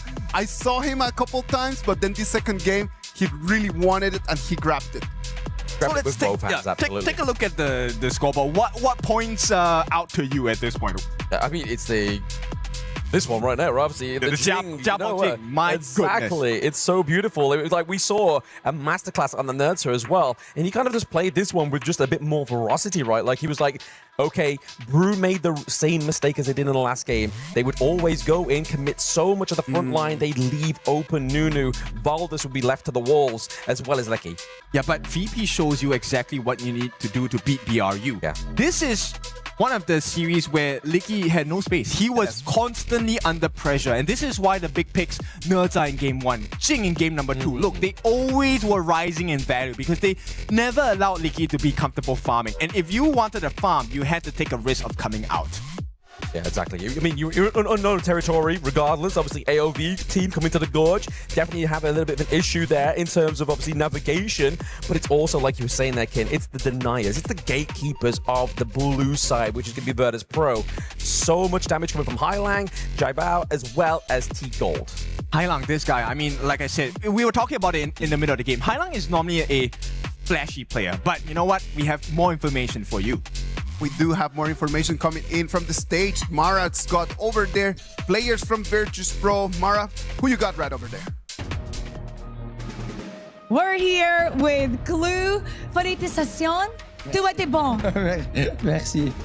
You guys did incredibly great. And what we also noticed was that your crowd control chains, perfect. Once a player goes in, everybody follows up. Is that level of coordination specifically prepared for Buriram United Esports, or is this part of the Virtus Pro's identity? I just think it's something like we do every time with VP. We just want to play like that, and yeah, we have some coordination as a player, so it's good.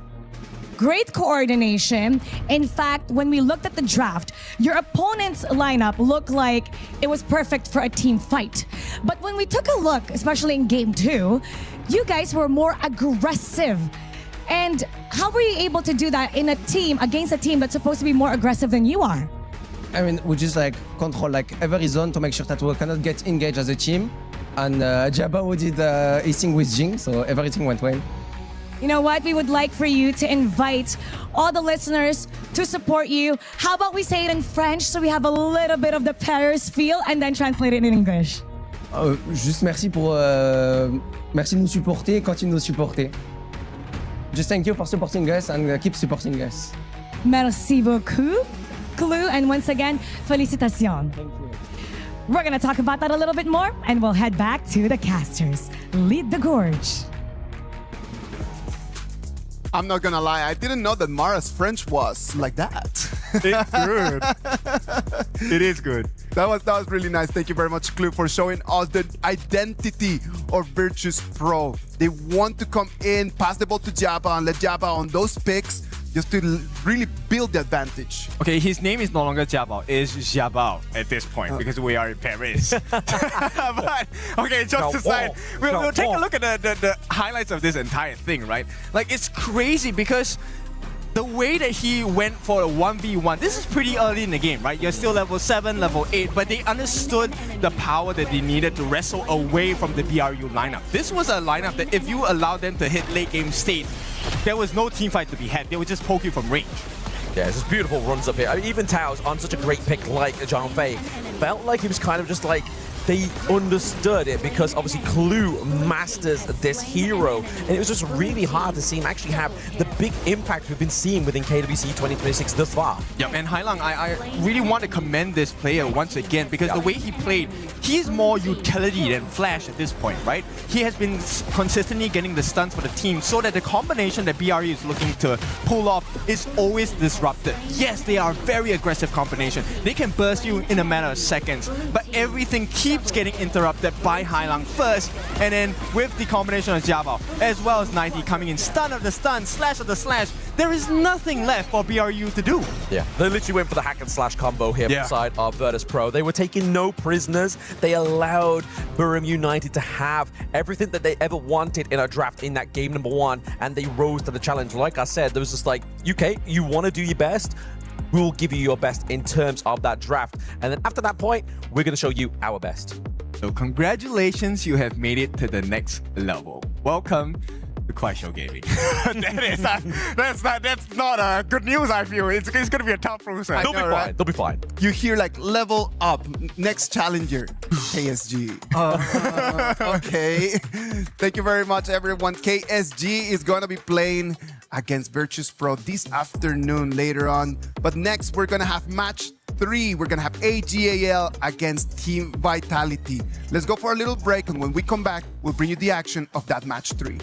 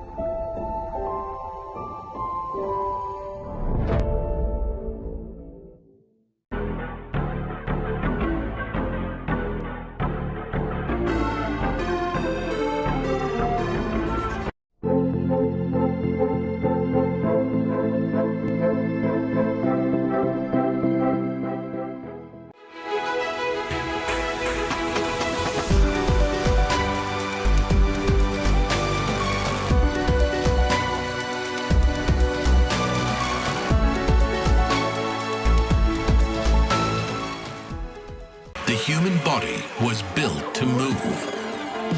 Not trapped at a desk in one singular posture for 12 hours a day. It's time your chair evolved. This is Secret Lab Titan Evo. Ergonomically engineered for you, gamers, hybrid workers, artists, backing your every move. Play is in our DNA. Whenever we let it out, it becomes our superpower.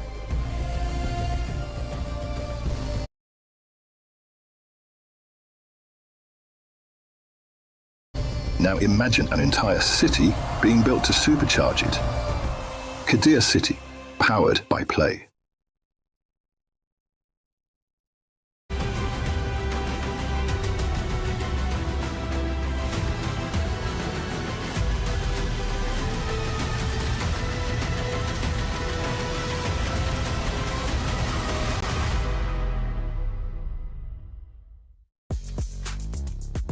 Welcome back. This is the KWC 2026 live from Paris, France. We're gonna bring you the match number 3 of today, AGAL is going to do their debut against Team Vitality. The title defenders are going to come here and then show us how this game is played. Sagi, Nora, what are we looking for in this match? A legendary team like AGAL. Yes. I would say that they are the defenders towards the title itself. And for the side of Team Vitality, they are the challengers here. But let's do deep dive more into AGAL here, Nora. Yeah, I mean, like, AGAL definitely gonna be the true titan. In KWC and KPL, like, all of those tournaments, you can see just AG just shining out on stage. When you think about AGAL, you need to think about Inuo. Inuo, the man who helped shape Honor of Kings. That's going to be our Crunchyroll story of the day. Sagi, when you came into Honor of Kings, Inuo was already there. How is Inuo in your eyes, man? So, Honor of Kings has been since the 2023-2024 era, Yeah. and as a global caster, and I speak on behalf of global players and fans. He's a legendary player. Like, you've seen him in different roles in the Clash, in the jungle, and converting himself into the farm lane. He's not just a player. He's an icon for these global players out there here. He has the mechanics. He has the leadership leading AGAL all the way to multiple title finishes. And I mean, this is his third time participating in KWC, right? He got the title in 2024 and then for 2025. So this time with AGAL again coming back at KWC while they defend their title this time. If he gets those 3 titles, that puts him godlike already in that kind of level. What do you think, Nora? Well, I feel like everyone think Inuo is kind of like the god of the game, right? And the god of HOK. But to be honest, I think what made him so superb is not only about his pure mechanics, but also his perseverance, I mean.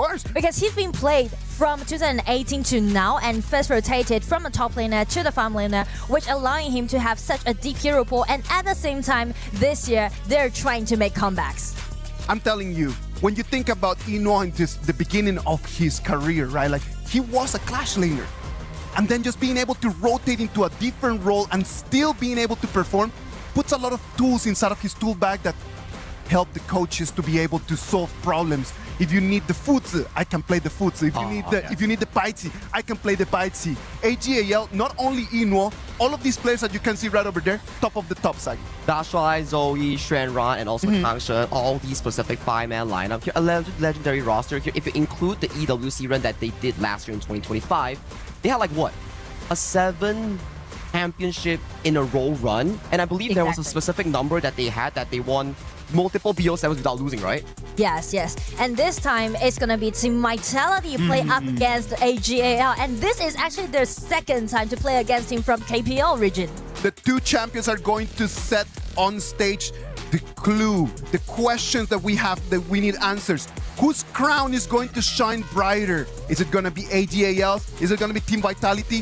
What does Team Vitality has in their arsenal? Now, before we deep dive into this specific topic here, it is represented by their specific roster here. F1, Lanfeng, Zanq, their Golden Boy in the jungle, Bao, and Gen Myth. This is a roster that has been reshaped around Zanq, the double FMVP jungler from the IKL region here. So, last year, they lost to TTG in quarterfinals 0-4 by a KPL team. This year, with the addition of the bounty on top of AGAL, what's the bounty? You win 1 game, not a series, 1 game from a KPL team, you get $10,000. You win a series, 100K in the bank, baby. 100K just for winning the whole series? That is some serious amount of money, I'm telling you. Tranq and the boys from Team Vitality, their luck in international stages, it is not the best. Last year, KPL team. They got to Challenger Cup this year, another KPL team. Nora, is it that they don't have the quality, or is it just that their luck is just not the best? That's really a good question to know, because actually I think they are capable enough to compete to a lot of teams actually, because they are the champion back in IKL Spring 2026, right? So this is, I think it's something to do with their fortune, I guess. It's always like throughout the draw, you're gonna play up against the team from KPL. I think it's much more of the things like you say about fortune. It's like, last year I faced TTG, and this year in the group stage specifically, yes, not knocked out yet. They have a second chance if they do lose, but it's another KPL team all around. I'm telling you, it is going to come down to Team Vitality being able to really clutch the moment. Because we know that AGAL in this 2026, it has not been as dominant as in the past.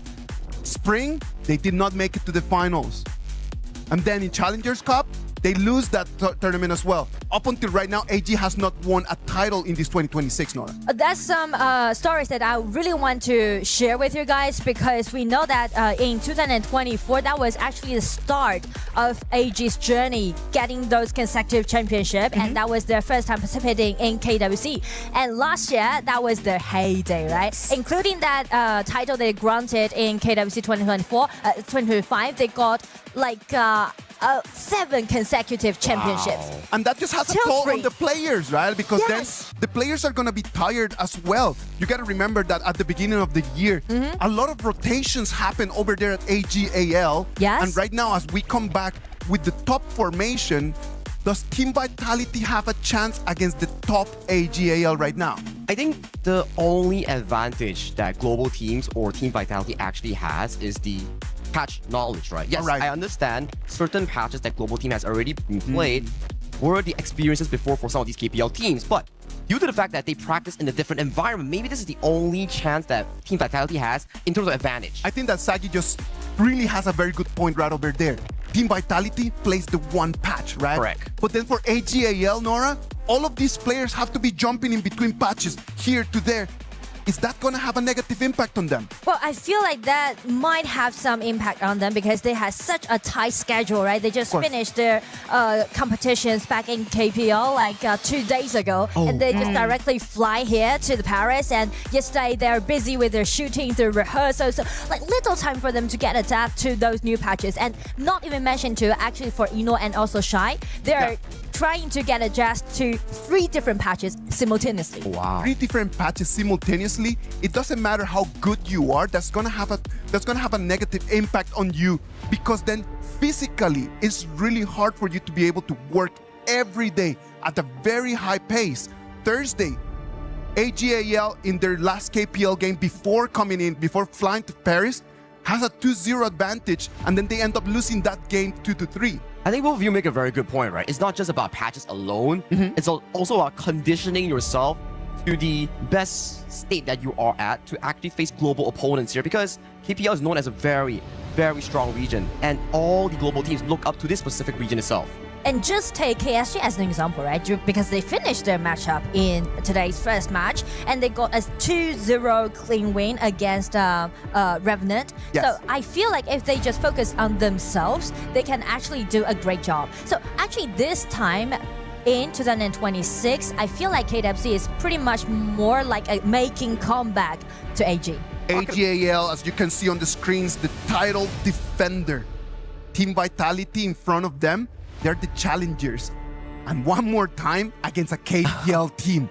Hopefully everything's gonna go a little bit better for Team Vitality. They need to see this as what it is, a challenge, an opportunity to come and demonstrate that with every year that passes, they're getting better, and closer to the KPL teams. It's still a far stretch to actually say that really close, but I always like to see whenever a global team goes up and face against a KPL team, because it shows how many years we've been in the ecosystem of Honor of Kings and how far we actually went and improved as a region itself. But talking about this specific series here, if there is a specific matchup that I want to highlight, is the FMVP jungler Noe practice in Ogren, and also the FMVP of IKL, Zankyu, in that jungle role. Exactly. And you just mentioned about Zankyu, right? Because Vitality actually just rebuilt the whole team around Zankyu, and for him, he got FMVP twice, which also means Team Vitality, speaking to those trends difference, I would say Team Vitality is in their heyday because they got 2 consecutive championships, right? The fall last year and the spring this year in IKL. But then you build a team around Zankyu. That is a very big trust that they put on his hands. Is that pressure gonna crush him, Sagi? Pressure itself, I think Zankyu handles it really nicely. You can see he's really composed and really playful in the interviews itself. At the very least, I believe in Zankyu, and I think that this is gonna be an elevating moment for both teams as we hop straight into the draft. For the draft, we can see Game 1, Team Vitality is on the blue side, and for AGAL on the red.